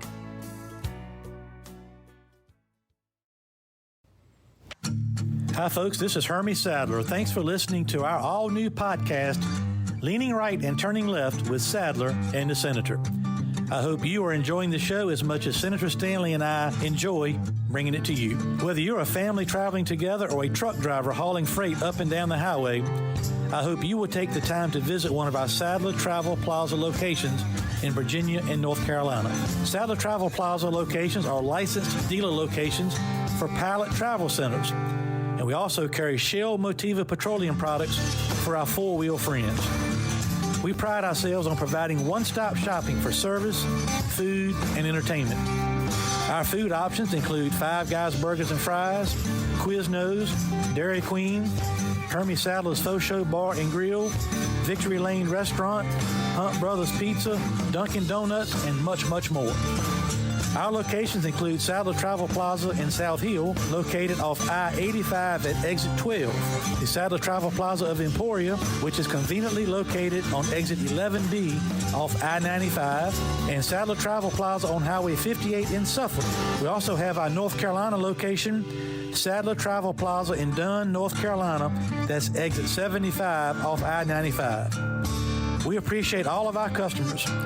And Bill and I appreciate you listening to Leaning Right and Turning Left with Sadler and the Senator, powered by Pace-O-Matic. Hey, this is Bill Stanley, Hermie Sadler's sidekick on this podcast. When I'm not in Richmond at the Capitol or doing this podcast, my real job for the past 27 years is as a trial attorney with the Stanley Law Group. Here at the Stanley Law Group, we represent our clients in every courthouse in the Commonwealth. No problem is too small for us to solve. No case is too big for us to win. Whether it's criminal charges, traffic offenses, civil disputes, litigation matters of any sort, we handle it all. We make sure that we treat every client like family because they are to us. Your problem is our problem. Your success is our success because we hate to lose more than we love to win. And believe me, we win a lot. Don't believe me? Go ask Hermie. I'm his favorite lawyer, and he hates lawyers. So give us a call at 540-721-6028 and let us help you. Or visit our website at www.vastanleylawgroup.com. That's www.vastanleylawgroup.com. At the Stanley Law Group, we'll make sure we're the lawyers that you swear by and not at.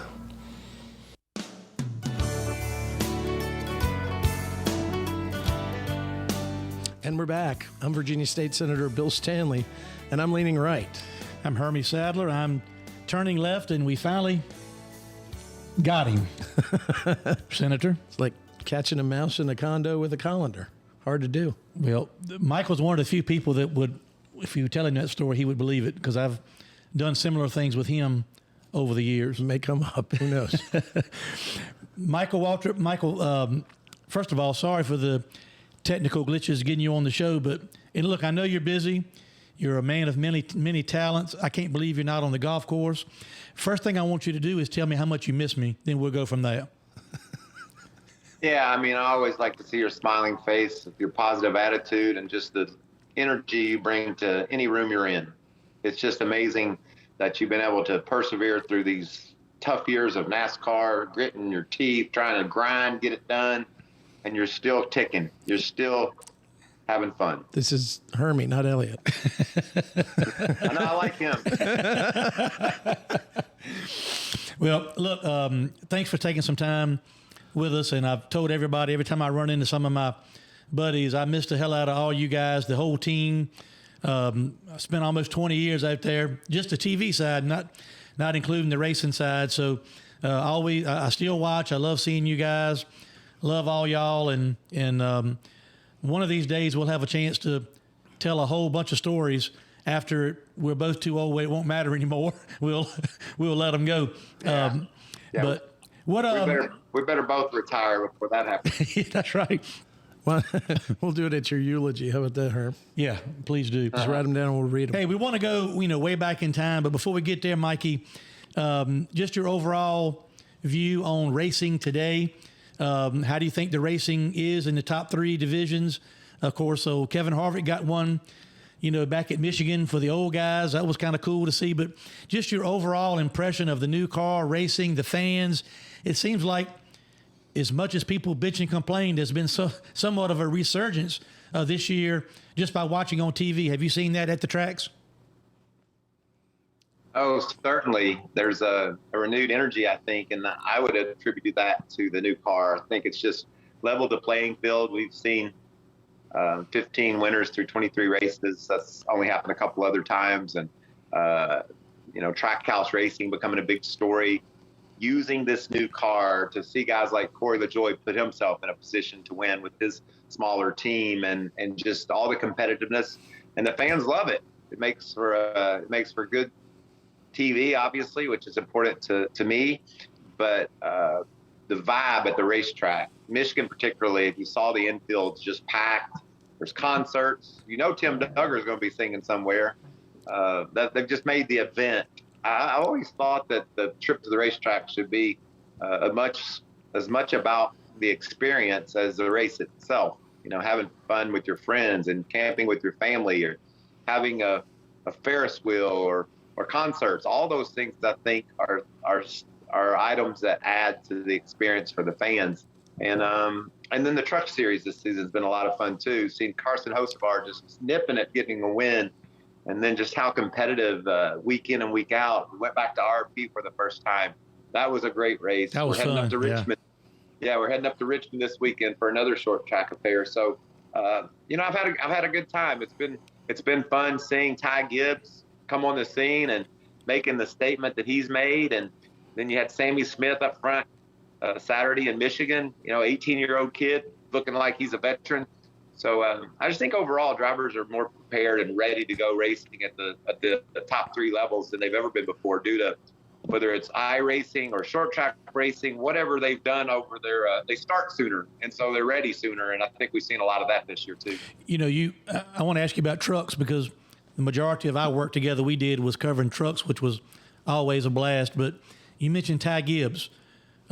He's really come on the scene strong, and he's been able to drive in the Cup Series the last couple of weeks. We hope Kurt Busch gets well soon. But that brought me just to think real quickly about Kyle Busch. To me, it's just hard to fathom a scenario where Kyle Busch is not driving a Cup car for Joe Gibbs Racing. But the longer this goes, do you think there's a real chance that he might not be back in that seat? Or what do you think is going on there between Kyle and the folks over at Gibbs? Well, I think I think there's a real chance he won't be back there. I mean, I have about as much information as you do about it, Hermie. I mean, we don't know what goes on behind closed doors, but certainly the fact that it's taken this long to learn nothing, it has to be a concern for both parties to be able to try to get a deal done. There's been a lot of talk about how much money he wants, what kind of terms. All that is just talk in my eyes. I'm sure that is a factor. You want to get paid for your body of work. But last time I checked, they didn't have a sponsor, so that makes it a little bit hard to put all those requests or desires in order. So I guess we'll learn soon. I know one thing for sure. Ty Gibbs has run 3 Cup races in this new car. He's completed every lap, and I think he put a scuff on the side of it at Michigan, got into the wall coming off the turn. But he has been so solid, 16th, 17th, and 10th this past weekend. Really good start to his Cup career. And, it's time for kids. If you're going to get in a new car, in the next gen car, I want to do it right now before these veterans learn more about it than you can ever catch up to. It's something about getting in it now while everybody's sort of just still continuing the learning process. So he's certainly proven he's capable of getting it done behind the wheel. Maybe that's the answer. Does he drive the 18 car? What happens is we just, our thoughts and prayers are with Kurt. Is he going to be able to come back? And what will that look like if Kurt doesn't drive? Who's going to drive that car? So I'm sure there's going to be a seat for Kyle Busch. I'm just less and less confident that it's going to be at Gibbs, just from what I hear and what I see. But I don't know. Like I said, I don't really know. Getting back to trucks for a moment. Sorry about my voice deal. Coming from North Wilkesboro. Going through puberty. Our modified won the race at Wilkesboro, and we hollered all weekend, so recovering. But getting back to trucks, who do you think is the favorite to win the truck championship? And more importantly, is our old friend Phil Parsons giving you enough time or any time at all to talk in the opening show hits that y'all do before the green flag falls, because back in the day, he had gotten in a pretty good habit of, let's just say, hogging the spotlight. That's right, Hermie. And that's it. That's how much time I usually had after Phil was done. I'm sorry. Had to get that in there. Yeah, Phil's awesome. We've had a lot of fun together. And the truck series is it's really cool to be a part of it, and to have been a part of it for as many years as we have.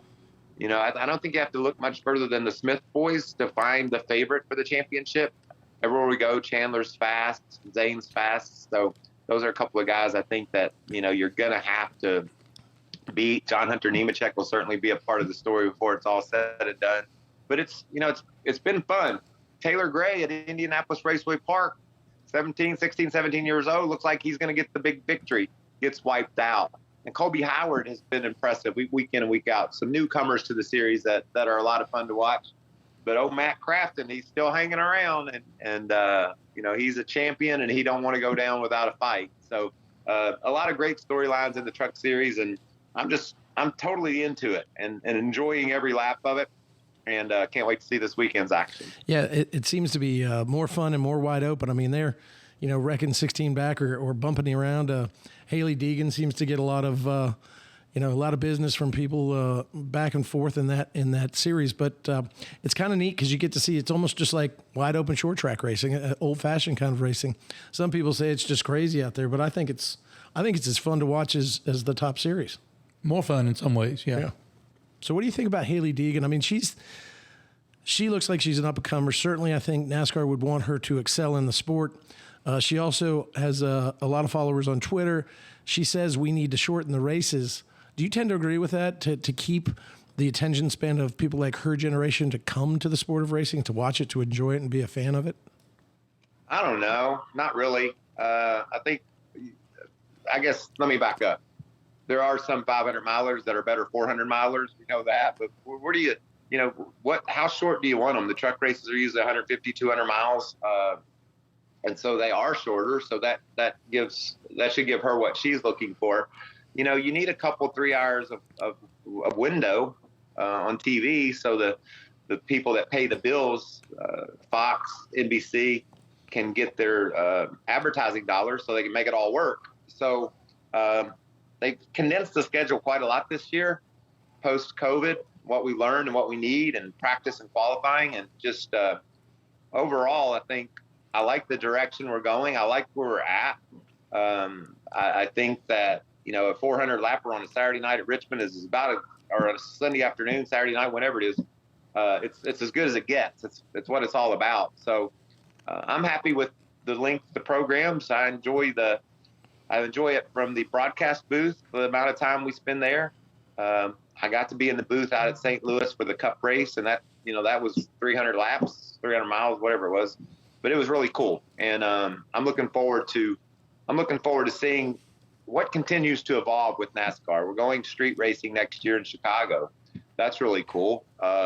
What else is new? The Coliseum out in LA was awesome. Yeah. And it was great racing. So I think NASCAR is doing some really smart things and some fun things, and I'm looking forward to seeing it continue. What do you think about I think there was not just a rumor, but I mentioned that in terms of development of the racing, that perhaps an exhibition, at least maybe next year, of electric cars might be in the offing. What are your thoughts about that? I just can't see a race without sound, gas, smell. But now they're saying maybe do at least an exhibition or one of the series having some electric races. Yeah, I don't mind that. Who knows what's developing behind the scenes as far as electrification. I think some form of that is cool. You talked about Haley's generation, Hermie. You know, there's some kids that don't like loud noises and smell of gasoline. You know, that's just not who they are. And so if there is, and I've said this for 100 years, and I know I'm exactly correct. The Cup cars, the NASCAR cars, they're just too loud. I mean, it's really cool for a bit. And then you have a friend say, "Man, it sounds awesome." Like, yeah, it does. They're going to keep doing this, right? It's going to sound like this for like 4 hours, right? Yeah, That's right. All right. Pretty loud. You know, I think I'll go inside and have a beer. So, yeah, I think they're too loud. They don't need to be. We'll see what electric looks like. You know, and if you get creative, you know, you can play music. You could have the sound of cars played. Who knows? Like I said, but I think somewhere between where we're at now with the way the cars sound, the level of noise versus, you know, mufflers that could make a Toyota sound like a Toyota. That sounds really cool. A Chevy, a Ford, a Ford. So you got another part of the race car that you can identify with. Are you just 1 second off the grid here? Did you do your own hair today, or you got professional help doing that? That is something special. You guys look identical. I got up and I went to the gym. I came home. My sister and brother-in-law are here. We planting some grass and tearing some bushes out. And then it was 1:03. And I said, oh, shoot, I think I told Hermie I'd talk to him at 1. So you got sweaty, Mike. But I'm going to tell you what, Hermie, it looks good. I don't know how you do it. I just don't know. Look, one of the funniest things, I know it wasn't funny to you at the time, that I saw highlights of you over the years was when you came down pit road at Michigan and decided to say hello to Lake Speed through the window net, gave him a little jab or two. And, you know, I was 2. Yeah. Then I said, you know, Michael has really calmed down over the years. He just like this interview. Electric cars, yeah. Races, 300 laps, 400 laps, 500 laps, yeah, whatever. But then I see you at South Boston Speedway running SRX a couple weeks ago on a Saturday night, just out there having fun, entertaining the fans, and it looks like somebody irritated you a little bit. So I'm just curious, when you strap back in, to me, it looks like it still matters. Is that a fair assessment?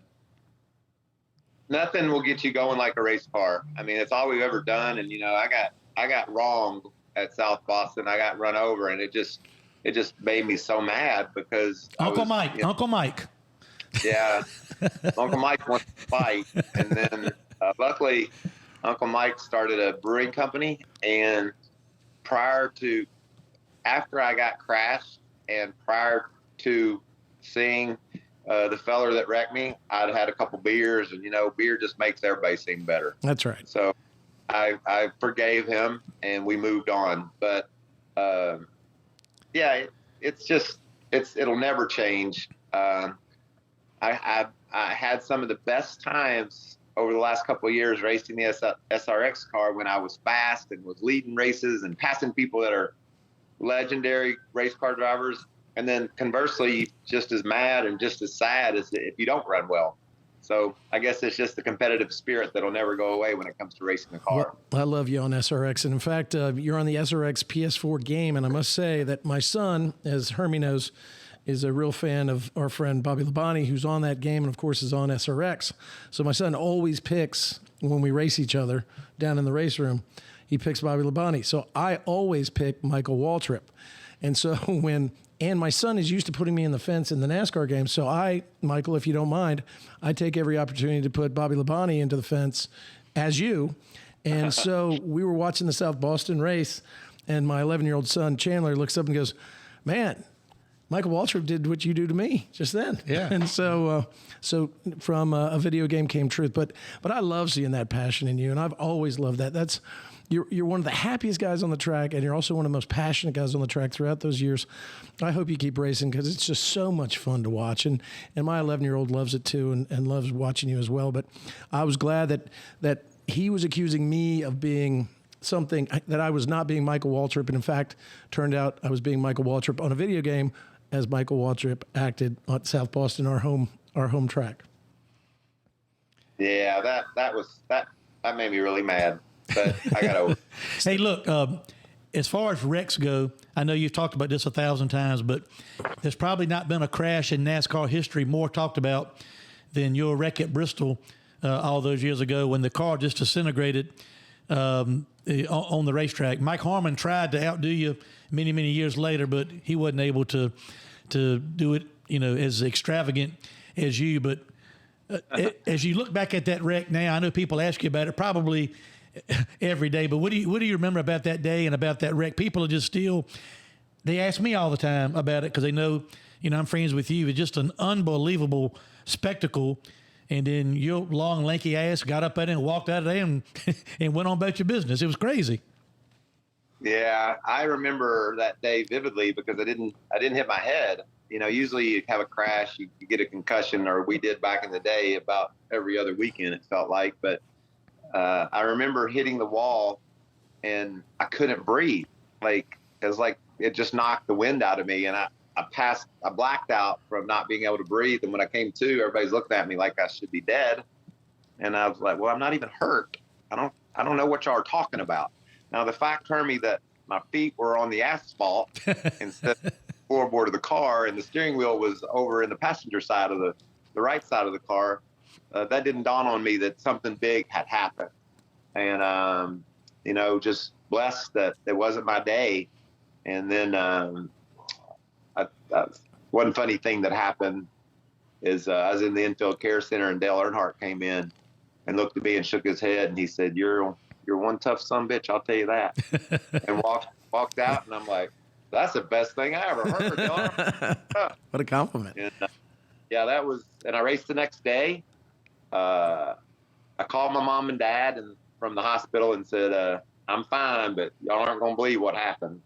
And, I'm just thankful that wasn't my day. And we were able to keep racing. I was going to wait till later to bring this up, but you brought his name up, Dale Earnhardt. I know there's probably not been a person in your life that's been more influential than Dale Earnhardt Sr. And I know y'all were friends long before you drove for him and did things together professionally, socially, all things in between. But ultimately, the opportunity to drive for him really turned out to be the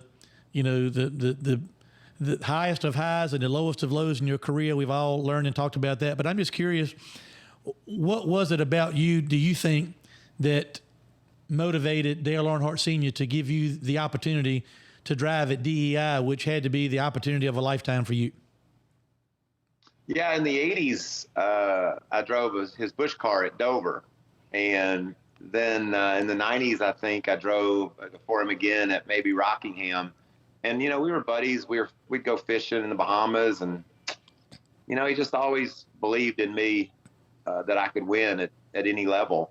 I think I ran second in his car down at Rockingham that day that I drove. And he just didn't – I think he thought, that I could win. And that's all he wanted was a car that he thought he could put on the racetrack that was capable of winning, just like Dale Jr. and just like Steve Park had.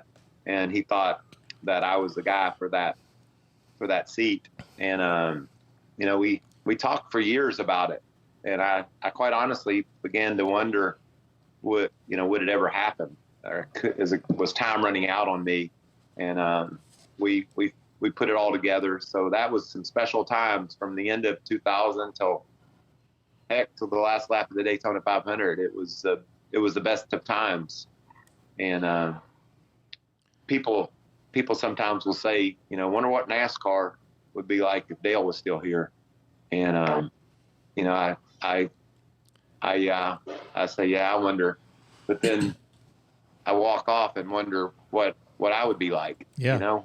I hear it all the time. I know you do too. People say, what if Alan Kulwicki had lived, raced 20 more years? What if Davey Allison had raced 20 more years? And I'm quick to throw in, what if DEI had continued to build and been DEI for the next 20 years? I mean, what that organization accomplished, they really hit the ground, and started revolutionizing a lot of different. I remember testing a car for DEI at Talladega one time.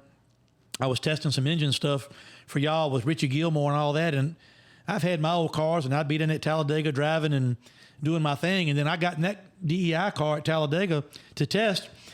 And when I turned the damn thing into the corner, it sped up. It's like they had it figured out back in those days when they put that car in y'all. It's like the RPMs and the engine, the tone of the engine would increase. And I'm like, what in the world? I'm trying to figure out how my car, bogs down and does all that. They had just a tremendous, package together. But, I guess it's easy to get lost in the thoughts of just what if that organization had stayed on path, on track with Dale's leadership and all the smart people he had under one roof. I mean, in so many ways, I guess we shouldn't be surprised, but he was just way before the time, from day one with that organization. Would you agree?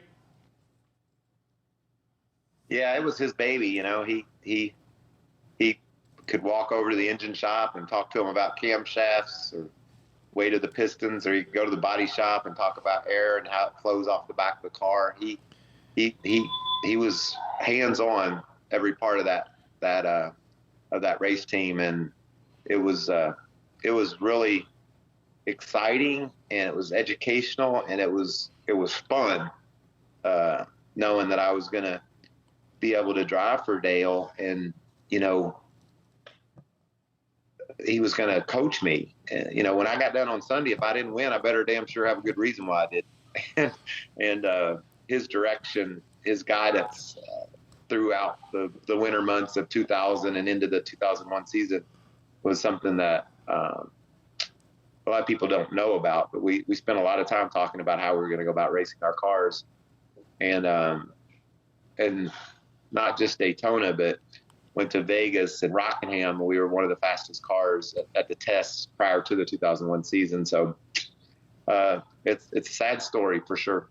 But didn't he even tell you, I mean, you'd gone, 462 races Don't without bring a win? that up. No. Okay. What the hell? He going to hang up? No, because it's one of the greatest things ever. I mean, look, it was the best of times. It was the worst of times. I mean, indelibly in my mind is hearing your brother make the call as you're crossing the finish line. I mean, the excitement was for us all at that moment because, from what I remember, there's a story at least that goes around that says the night before, a couple nights before, Dale comes to you, Michael, and says, this is how we're going to do it. And almost as a prophecy, the three of us are going to get together, you, Dale Jr. and Dale, and we're going to win this race for you, Michael. And that actually came true. Isn't that, or is it something I've just heard and wish to be a part of that perfection of the imperfection on the day in question? Well, he said he said me and Dale Jr. the three of us would work together and one of us would win the race. It was never said that I would win it or he would win it, but he said, we've got to work together to win this race. And, my part was I'd fought to get to the front at the right time, missed that big crash. And then there's a moment that nobody really knows about or notices. But I was on the outside after that last restart of Dale, and I passed him and got to the bottom. And when it happened, I'm like, he just let me do that. He let me get in front. And I watch it back and I see it now, and I know every nuance of racing at that place. And he got on. He let me in. And then Dale Jr. fought around him, and he got behind me, and then Dale stayed there and just pushed us. He could have made moves, but like he had told me on Friday, the three of us are going to work together and win this race, and he made sure that's exactly what we did. Amazing, and from that moment on, even though it was a triumph and tragedy, the July race when you return to Daytona, Dale wins, Dale Jr. wins. You're there on the bottom of the. Right there at the start-finish line together on top of your cars. I mean, no one could have written, if you didn't believe in God, or if you believe God didn't like racing, that all changed your mind the way it worked out that day. And that day in July, I think, was just as special for me to watch, made me cry. And I'd never seen, a lot of times racers aren't so happy finishing second, but you seem like the happiest runner-up I'd ever seen talk after a race. And what was that feeling to come back to that racetrack? It had to be so hard, but yet there was another moment of triumph for you. And again, you did it in 2003. You won the Daytona 500 in 2003. But that July race was something for the memory books. Yeah, it was special. And we, I hadn't really talked to Dale Jr. about anything. I was married with a family, and he was a young kid running around having fun, and we didn't really talk. And now those roles have reversed. We didn't really talk about what we were going to do or how we were going to do it. We just did it. And, I stayed, I got to the front and was so happy I made it there to push him home and to be able to celebrate with him. We went to Daytona, both of us, even though we never talked about it, with one thing on our mind, and that was to get revenge. We wanted to go get back something that was taken from us, and being able to do it was one of the best memories of my career. So you're saying after the Daytona 500 that year, before you went back to July, you and Dale Jr. never sat down, just you two in a room somewhere, and had a moment about all that? Nah, we never did that. It's funny too, because we had so much success on the plate races. Oh, yeah. But I think I had the attitude that when, we both knew what we were doing. When we get to the front, we're going to figure it out when we got there. And that's how it went down for many races for a few years there. Yeah, you guys were the greatest 1-2 punch. I mean, when you talk about teams, race teams, you see it, I think, in my mind, less and less, where it was just two cars riding together, working together in a way that really stood out. And I don't think I've seen it since. So from 01 to 05, I think you guys had it going on, probably the best race team out there. Yeah, and it was a lot of fun, and then it fell apart. And I went my own way, and Dale Jr. eventually moved on as well. And we started our team with Toyota, and Dale went with Hendrick. And, we built a really cool race team, a really good atmosphere, and we won races, and we contended for a championship. So, for a 12-year-old kid from Kentucky that just dreamed to be like his big brother, to be able to, to race cars and own cars and do TV, I mean, it's been a pretty crazy run. Luckily, luckily I had a lot of fun along the way, and certainly some life-changing experiences as well. I know I've been fortunate to be around you a lot of time over the last 15, 20 years, and so you've done a really good job of masking or putting that burden on the back burner when you've continued to race and do TV, because I know it has ached at you for all these years. But, when I think about Dale Jr., I just can't, and maybe you can shed some insight on this. What could the burden that he was immediately put under right after the wreck in Daytona 2001? I mean, he was just ultimately immediately pushed into a situation where he had to, try to fill shoes that could never be filled by anybody. Do you have any concept of what, even to this day, but especially those early years after Dale's crash, what it must have been like, the pressure on Dale Jr. at the time? Yeah, he just handled it so well.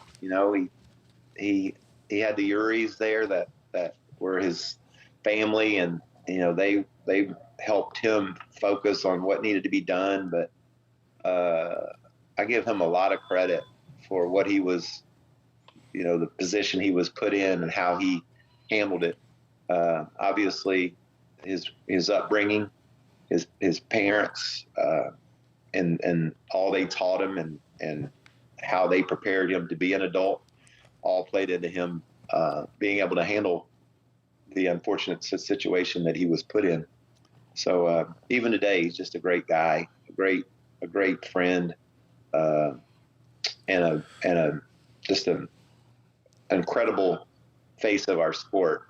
I'm really thankful that I got to know him better over the years. I don't think, to be in his position, I know a person any more humble than Dale Earnhardt Jr. We went North Wilkesboro a couple of weeks ago for the modified race.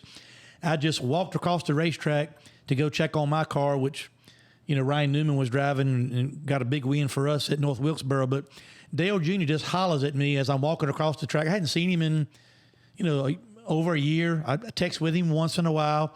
But he called me over there, and he had a little tag-along motorhome, and we just talked for 30 minutes and just about the old days of him and my brother and the times. And, I've been places with him out, and sometimes I've joked that I don't think he realizes how famous he really is. He's never come off like that. But he's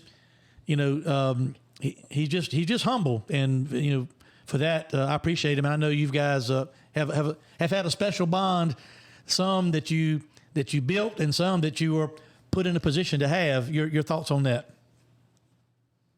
Yeah, I couldn't agree more, and I'm glad he's happy too. He genuinely, when he's not on TV, when just like you said, if he's at Wilkesboro or if he's at the grocery store, you bump into him and he just seems so content and thankful and happy for where he is in life, and it certainly shows. And like I said, it's a lot of people really loved him and cared for him and helped him throughout these years, and he appreciates all that. And I know we're running out of time, Michael, but this is a great interview. I hope you come back on.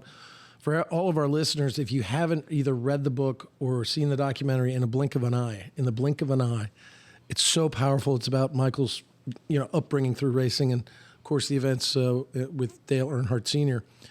That's another. I mean, I sound like a crybaby because I've now admitted to Michael that I've cried twice. But that movie will really tug at your heartstrings. But what I want to talk about just real quick is the Michael Waltrip Brewing Company, which has opened a door to its facilities in Danville, Virginia, which of course is in my Senate district.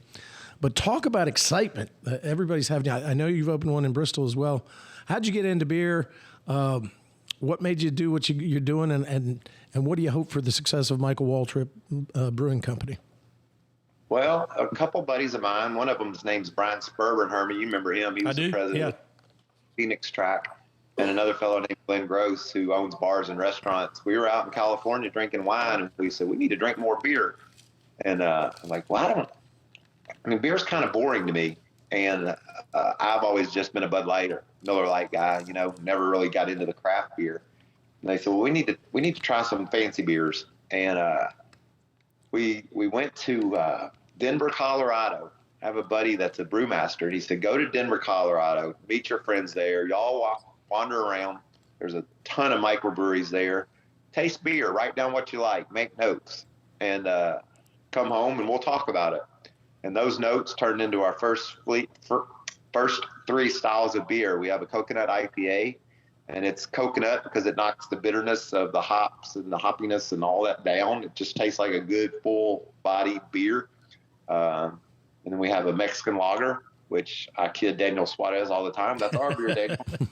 We cold Mexican lager. And then we have a blonde ale. That's just a full-bodied, lighter, big tasting ale beer.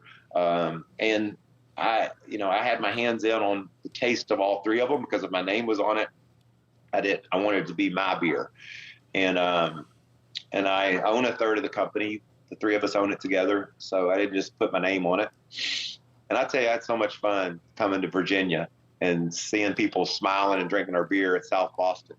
The track bar there at South Boston Speedway sold out of our beers. Me and Bobby Labonte, Kenny Schrader, we all go over to the bar after the race and hung out with the race fans. But beer makes you happy, and beer makes mean people nicer. Now that you're in Virginia, we've got to talk about getting you in slip-in food marts and Sadler Travel Plazas and Hermie Sadler's Faux Show Bar and Grill. We got to work that out. I cannot believe I haven't already used that friendship bridge to get to you. Well, I'm opening the door, so whenever you have a chance. All I want is to be my refrigerator. You've got much higher hopes there. Yeah, well, we've got stores and truck stops and restaurants. Put them in his refrigerator. Perfect. Yeah, that's right. Done deal. Done and done. Michael, thank you so much. I would like to get you back on here, maybe after this season's over, maybe again next spring. I've always appreciated you. You've always been good to me and my family, my brother, and I really cherish all the years we worked together. And maybe we'll get together and tee it up real soon. And Michael, I want to thank you also bringing your beer to South Boston. That's part of my Senate district, Danville, Bristol.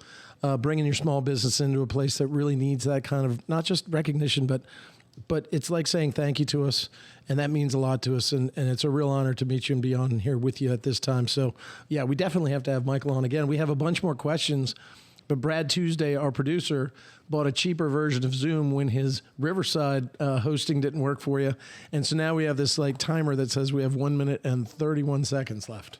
Yeah, So- you got cut off, Michael. You got cut off. Okay. I just have one question for you two. Like, I'm in my house and I got a little office here. My chair won't set up. I don't want y'all to think I'm laying down on the job. Can you tell I'm laying almost at a 45-degree angle? Look, I've never seen you look better. I mean, good looks and personality, you've always been eat up with it. No doubt about it. Well, the desk is up to your chest, so that kind of gives that kind of appearance. Let me show you square. There you go. I can't believe you're not on top of the pizza place anymore. Let's talk about politics. What do you say, gentlemen? You're talking our language now, Michael. What a great time. Thanks, man. He's trying to talk me into running for Senate of Virginia. So I'll have to get me a chair like that if I decide to do it so I can look important. I'll work on that. Yes. Yeah. Sadler for Senate. I think you'd make a great senator, Hermie. There you go. Another endorsement. That's an endorsement. It is an endorsement. Michael, thank you so much. The great Michael Waltrip. Appreciate all you do. We'll see you soon. Y'all have a good one. Thank you for having me. Thanks, guy. That's the one, the only Michael Waltrip. Yep, and the one and only Brad Tuesday, making it only a 40-minute interview because his equipment's failing him again. Either I'm buying him the wrong stuff or he's just doing this on purpose to gig me. What do you think? Could be any number of things. Yeah, I'm going to have to explore this a little bit. What a great guy, though. And, that was a real, you get the jovial Michael, you get the very introspective Michael in that interview, I thought. What'd you think? Look, Michael's one of my favorite people.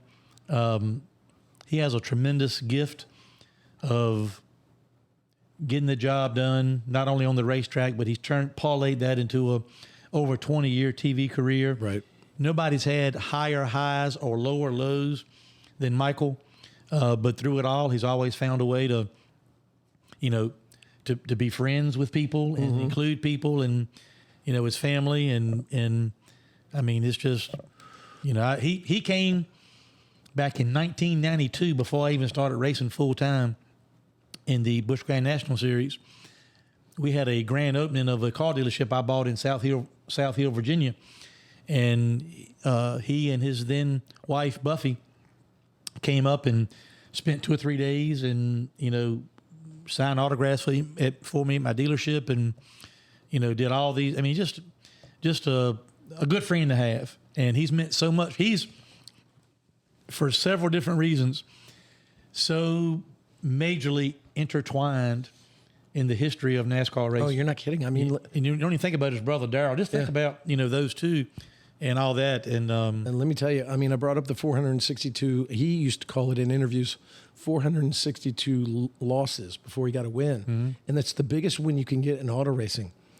And it's the greatest moment in time. And that's what I was talking about in the interview when he, I'll never forget hearing Dale Waltrip, DW, going, "You got this, Mikey. You got this." Yeah. I mean, that echoes in my mind as a part of racing lore, if it had just been that alone. I mean, he deserved that kind of victory and to come back around on the next lap in a time of championship when you're going into victory lane, to hear that your owner, your best friend, may be in critical condition and or dying, and he did it to protect the lead for you and his son. And I wanted to get how does that hurt someone? And I wanted to get to this with him too. We will on the next podcast, but you might think with his older brother being Darrell Waltrip that Darrell, opened up all these doors for Michael and helped him get opportunities. Right. And I'm not saying Darrell didn't try to help him, but Darrell didn't just give Michael this and give Michael that and, give him cars to drive and all that. I mean, Darrell was focused on his own career at the time. And I guess the right way of saying it was he wasn't always welcoming Michael into stock car racing with open arms. Michael was forced to, go make his own opportunities, create his own opportunities. And a lot of the stuff that Michael did, he did it, did it on his own. And so, later in life, of course, I know him and Darrell doing TV together a bunch of years and racing together in later years and all that. But it was just, Michael he's a survivor. I mean, he really and truly is. He has found a way to do things, and he's turned his racing career and his personality and his relationships into a career on NASCAR television and on the racetracks. And he's a sponsor's darling, you might say. I mean, we talked about his beer, all these other things. I mean, he just finds a way to make things happen. He does, and I'm choking. But while you're choking, that was our turning left moment.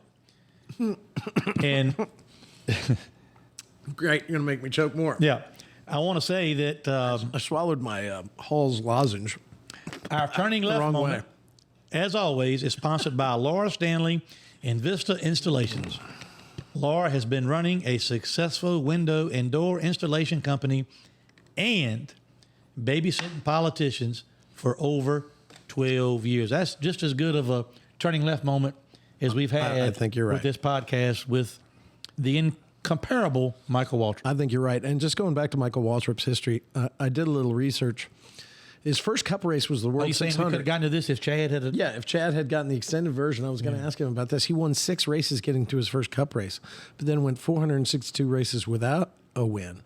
But when he got to DEI, he wins that tragic but spectacular. It was a great race. Mm-hmm. You were there, weren't you? I was spotting for Elliott. Yeah, and I think in an earlier podcast you said you didn't even know what was going on. Did not until we got home.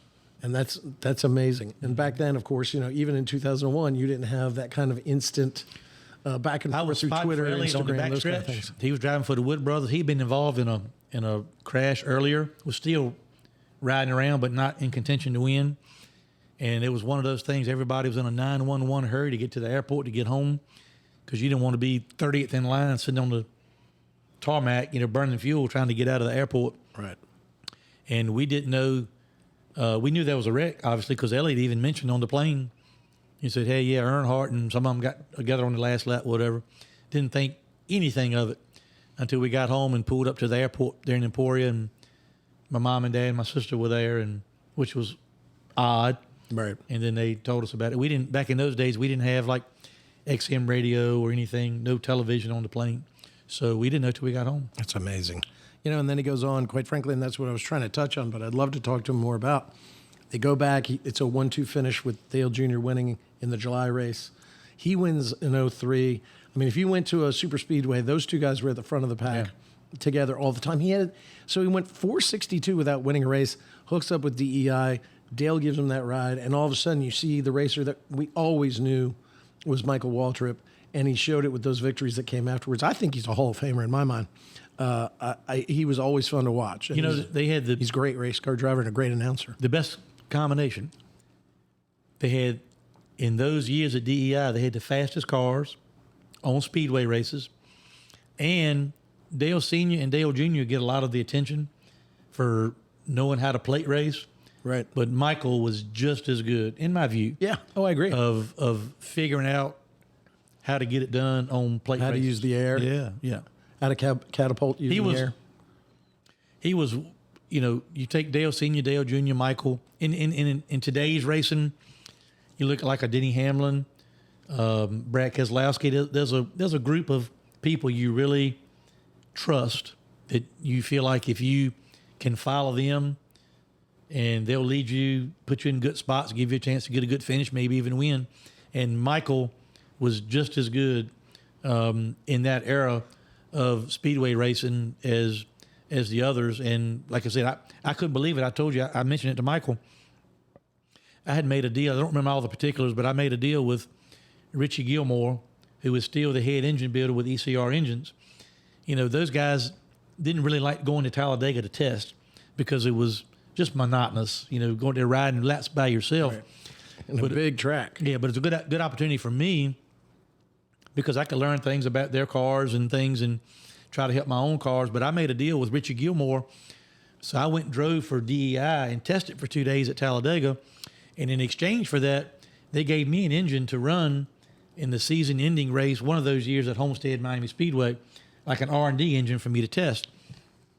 And, engine leases $50, $60 grand a pop back in those days, to lease an engine for one race. For one race? Yeah. So, I made a deal with him to go drive and test. But, I had been to Talladega many times and never had a car that when I went down in the corner and turned the wheel, the damn thing sped up. Normally, when you turn the wheels to the left and scrub off speed, the car would bog down. They had those cars figured out where they would get the car in a certain pitch in the center of the corner and the RPM band would increase. And I'm like, no wonder nobody can pass these cars. Right. Because usually when you get to the corner, you slow down. Right. And they would get into the corner and sped up. And they had just an unbelievable package. How'd they figure that at the time? How'd they figure out? Well, a combination of, first thing everybody talks about is motor. And they had great motors. But they had their aero platform figured out to where when the car got a certain angle and yaw in the corner, that it was taking air off the spoiler to go faster while not at the same time giving up downforce, which was grip. And so they had just as much of an advantage aerodynamically as they did under the hood. And that thing was some kind of fun. They even had a electronic RPM, tachometer. So usually tachometer is like a dial, but this one was electronic. So I could see like in thousandths when the RPMs would increase. It was sitting right on the steering shaft behind the steering wheel. And you could just go in there and of course I could hear it too. It'd be like, when I went in the corner, the pitch picked up like somebody was behind me pushing me. And you've not lifted. You're just, no. You still got the foot in the same spot. Still wide open, yeah. And just an unbelievable thing. But Dale, as Michael and I talked about, you talk about Davey Allison. Yeah, God rest his soul. You talk about, Alan Kowicki. And there's so many people you can look back and say, what if this, what if that, right. What if this, what if that? And I'm thinking to myself, what if DEI were still here? Oh, yeah. What would they have accomplished? That first shop that they built, they called it the Garage Mahal, DEI. Just an unbelievable facility. And they had the best people. Who wouldn't want to go work for Dale Earnhardt Sr., even though he was driving for Richard Childress? So just a... Well, and again, we ran out of time because of our limited on Zoom, Brad. But one of the questions I would have asked, and I think when we come back, we want to ask, we got to pick up where, they're going hot. They are hot. And then I think it was like the last year, 04, 05, Junior switches Tony Uri Jr. with Michael. And Michael's team goes over to Junior. I remember a wreck when they kind of got into it, or Tony Uri Jr. got into it. It was a little hot under the collar, maybe, that Dale was trying to do something intentional to their team. They went from being the hottest team, always together like two puzzle pieces, to then quickly falling apart and going their separate ways, with Michael going on and starting, I think, the first Toyota team, as you said earlier, right? Yeah, but none of that happens if Dale Earnhardt Sr. is around. You lose that leadership, then you're like a dart without feathers in a lot of ways. And so... but I wonder what happened. I don't know. It's just an amazing, because they were unbeatable. It looked like the sky was the limit. And I guess maybe even the struggle for power and control between Teresa Earnhardt and when you lose, Dale Jr. was causing some of that friction. When you don't have the guys whose names on the building and the respect he commanded when he walked in the shop. But what an interview. So lucky for so many years I got to race with and against Michael Waltrip. Almost 20 years of TV with him. And yeah, you guys are great. What a story. I like it even today when he just runs through the line right before, they fire the engines, and he just tries to get a quick hit interview. Great walk. Yeah. And he says some of those silliest, funniest things, and it's always funny to see. Yeah, he does. And I hope he keeps racing in SRX. He's fun to watch. He had a great year last year. I think this year was a little disappointing for him. But he's so fun to see out on the track. Maybe we should get him in the Sadler Stanley machines. You offer that to everybody that comes on the show. I don't know why you didn't wait until he hung up. I'm really easy, aren't I? You offer everybody a free ride. We ran out of time. Brad, obviously you worked with Brad to make sure that I couldn't offer him to see if he wants to run a modified. But I'd love to have him. When Michael, when the interview went off, I'm like, this is the first driver or anybody, NASCAR personality, that Bill had just invited to come get him back free on the ride phone. in the car. Yeah. Hey, Brad, get him back on. Let's ask him. We're out of time. He's used up all his time on his free Zoom trial. Brad messed up the Zoom. So yeah, so let's. We had Riverside. That's who we use. You know, it works really well. For some reason, not getting it together. We put it on Zoom. We didn't have the glitches we had.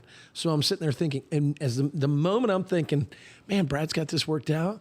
There's no glitches, because sometimes when we did Zoom early on in the podcast, you'd hear people become computerized voices and that. Yeah, and the clock. Yeah. And all of a sudden, You got 10 minutes. You got 10 Wrap minutes. it up.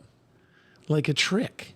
Like you did this on purpose, Brad. We'll do it another time. Man, he is so much fun to talk to. I hope we get to talk to him again. And can you text him and just say that I've invited him to drive? No. I just deleted his number Sadler, out of my phone. Brad, did you write it down? Excellent. We have his email. We'll be fine. You can also give me your wiring information from your bank, too, so I can wire some more money.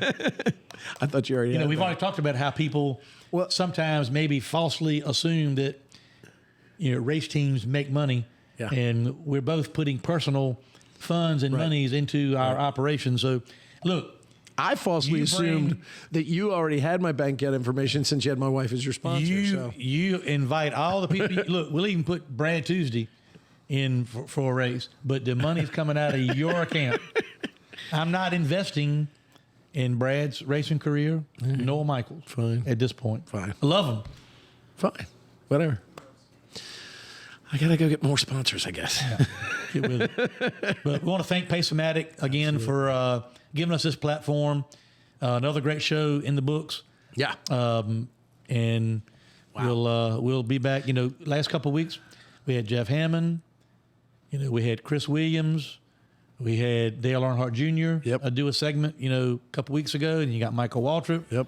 We got Ray Evernham coming up, in the next couple of weeks. I mean, a lot of stuff going on covering racing. Thank God for Hermie. He just get a bunch of delegates and senators. Yeah. It was just me. But really and truly, thanks to everybody at Pace-O-Matic for this platform. Thanks to you guys for listening. We'll take a short break and we'll be right back.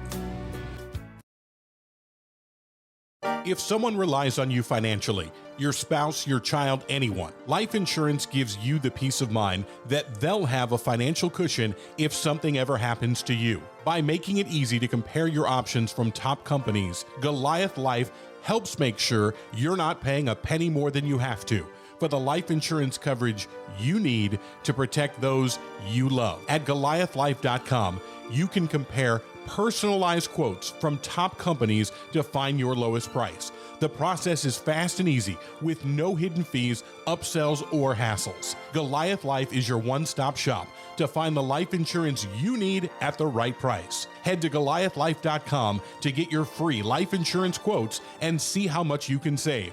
That's GoliathLife.com.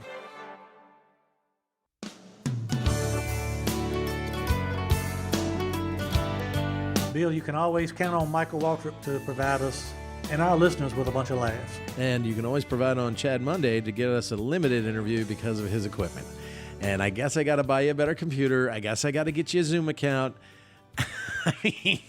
So one of the best conversations we got. We're limited to 45 minutes because you, Big Brad. This is y'all. Way to go, buddy. This is y'all. This is y'all's way of. Trying to think of the right word, but ambushing or Screwing it keeping up. my guests down. Yeah, screwing it up. Effing it Only up. 45 minutes with the great Michael Waltrip. Well, that means he's going to have to come back, and that means did he say he wanted to drive? Did you offer him a ride in the modified? I forgot. Did he say he was going to drive the car? I don't know if he's been on. We'll bring him back on and we'll ask him that again. What a great in-depth interview that turned out to be. Sabotage was the word I was using. Sabotage. Chad, Y'all were sabotaging my guest by cutting him off. No, I really appreciate. I really appreciate Michael. Worked with him a long time. Raced against him forever. A great human being. Worked with him for over 15, over a long time at Speed and Fox. So I appreciate him being on. A lot of fun. What an honor. Great human being, just like I said before. And, it does show and demonstrate that, you said earlier, friendships matter to you and your reputation matters to you and the way you treat people matters to you because you can see it in the way that people treat you back. And I think that's quite a testament to who you are, Hermie. And that's why I love you, brother. So I appreciate that. Love you too. Love you too, man. And I will keep you totally. More. I love you more. No. Chad's going to get upset. Ladies and gentlemen, thanks for listening to this awesome podcast. Thanks for always listening. You can find us and tell your friends about us on all the major podcast platforms, Spotify, iTunes, blah, blah, blah. Just go there. You can find us also on Facebook at Leaning Right, Turning Left Podcast. You can find us on Twitter, and the Twitter handle, Hermie, is? At Sadler Senator. Yes, the Twitter handle that almost got Hermie in trouble for me. Not Senator Sadler. But Sadler Senator. That's right. Find us on Twitter. We always do snippets and updates, so you can listen to a little bit of the podcast and then go back and taste it. We have a heck of a podcast library now of over 30 episodes that you can. We have 32 episodes. Hermie, that's what Chad says. 32 episodes now in our library. Go back and listen to them. They're hilarious. You know we try to be funny, and you can always find us on our own website, www.sadlerstanleyracing.com. You can go there. You can find out exactly all about the podcast and the race team and our updates. Also, we've got merchandise for sale. Sadler Stanley Racing merchandise, number 22, powered by Pace-O-Matic, Smart Car, Jonathan Brown T-shirts. Make sure you find us. You can find those on Facebook as well, and you can find it through the website. So, ladies and gentlemen, thank you for another episode. Thanks for listening. God bless you all. Take us out, Hermie Sadler. Well, you go first, remember, because you lean right and you go first. Okay, right. All right. I finally let you go first on something. It's screwed and it damn up. if you're going to screw that up. Sabotage, man. Sabotage. All right. Let me see if I can do this. Thank you for listening. I'm Virginia State Senator Bill Stanley, and I'm leaning right into a mess. And I'm Hermie Sadler, and I'm turning left. I want to mention on this podcast, since it'll drop before Friday, that this Friday night, I'll be at Mel's Place on behalf of Pace-O-Matic, 5020 Farrell Parkway, Virginia Beach, Virginia. I'll be there this Friday night from 6 to 8 p.m. with the Pace-O-Matic show car in advance of the NASCAR Wheeling Modified Tour race over at Langley. So any race fans that are in the area of Virginia Beach, come by and see me at Mel's Place this Friday night. That'll be August the 26th. Oh, we got to get you the hero cards out there that you can sign. I think we have some left. Yeah. No, So, and I'm turning left, leaning right and turning left with Sadler and the Senator, is always powered by Pace-O-Matic, and we appreciate everybody who downloads and listens to this podcast. Thank you so much. Have a great week and a great weekend. See you next time. Goodbye.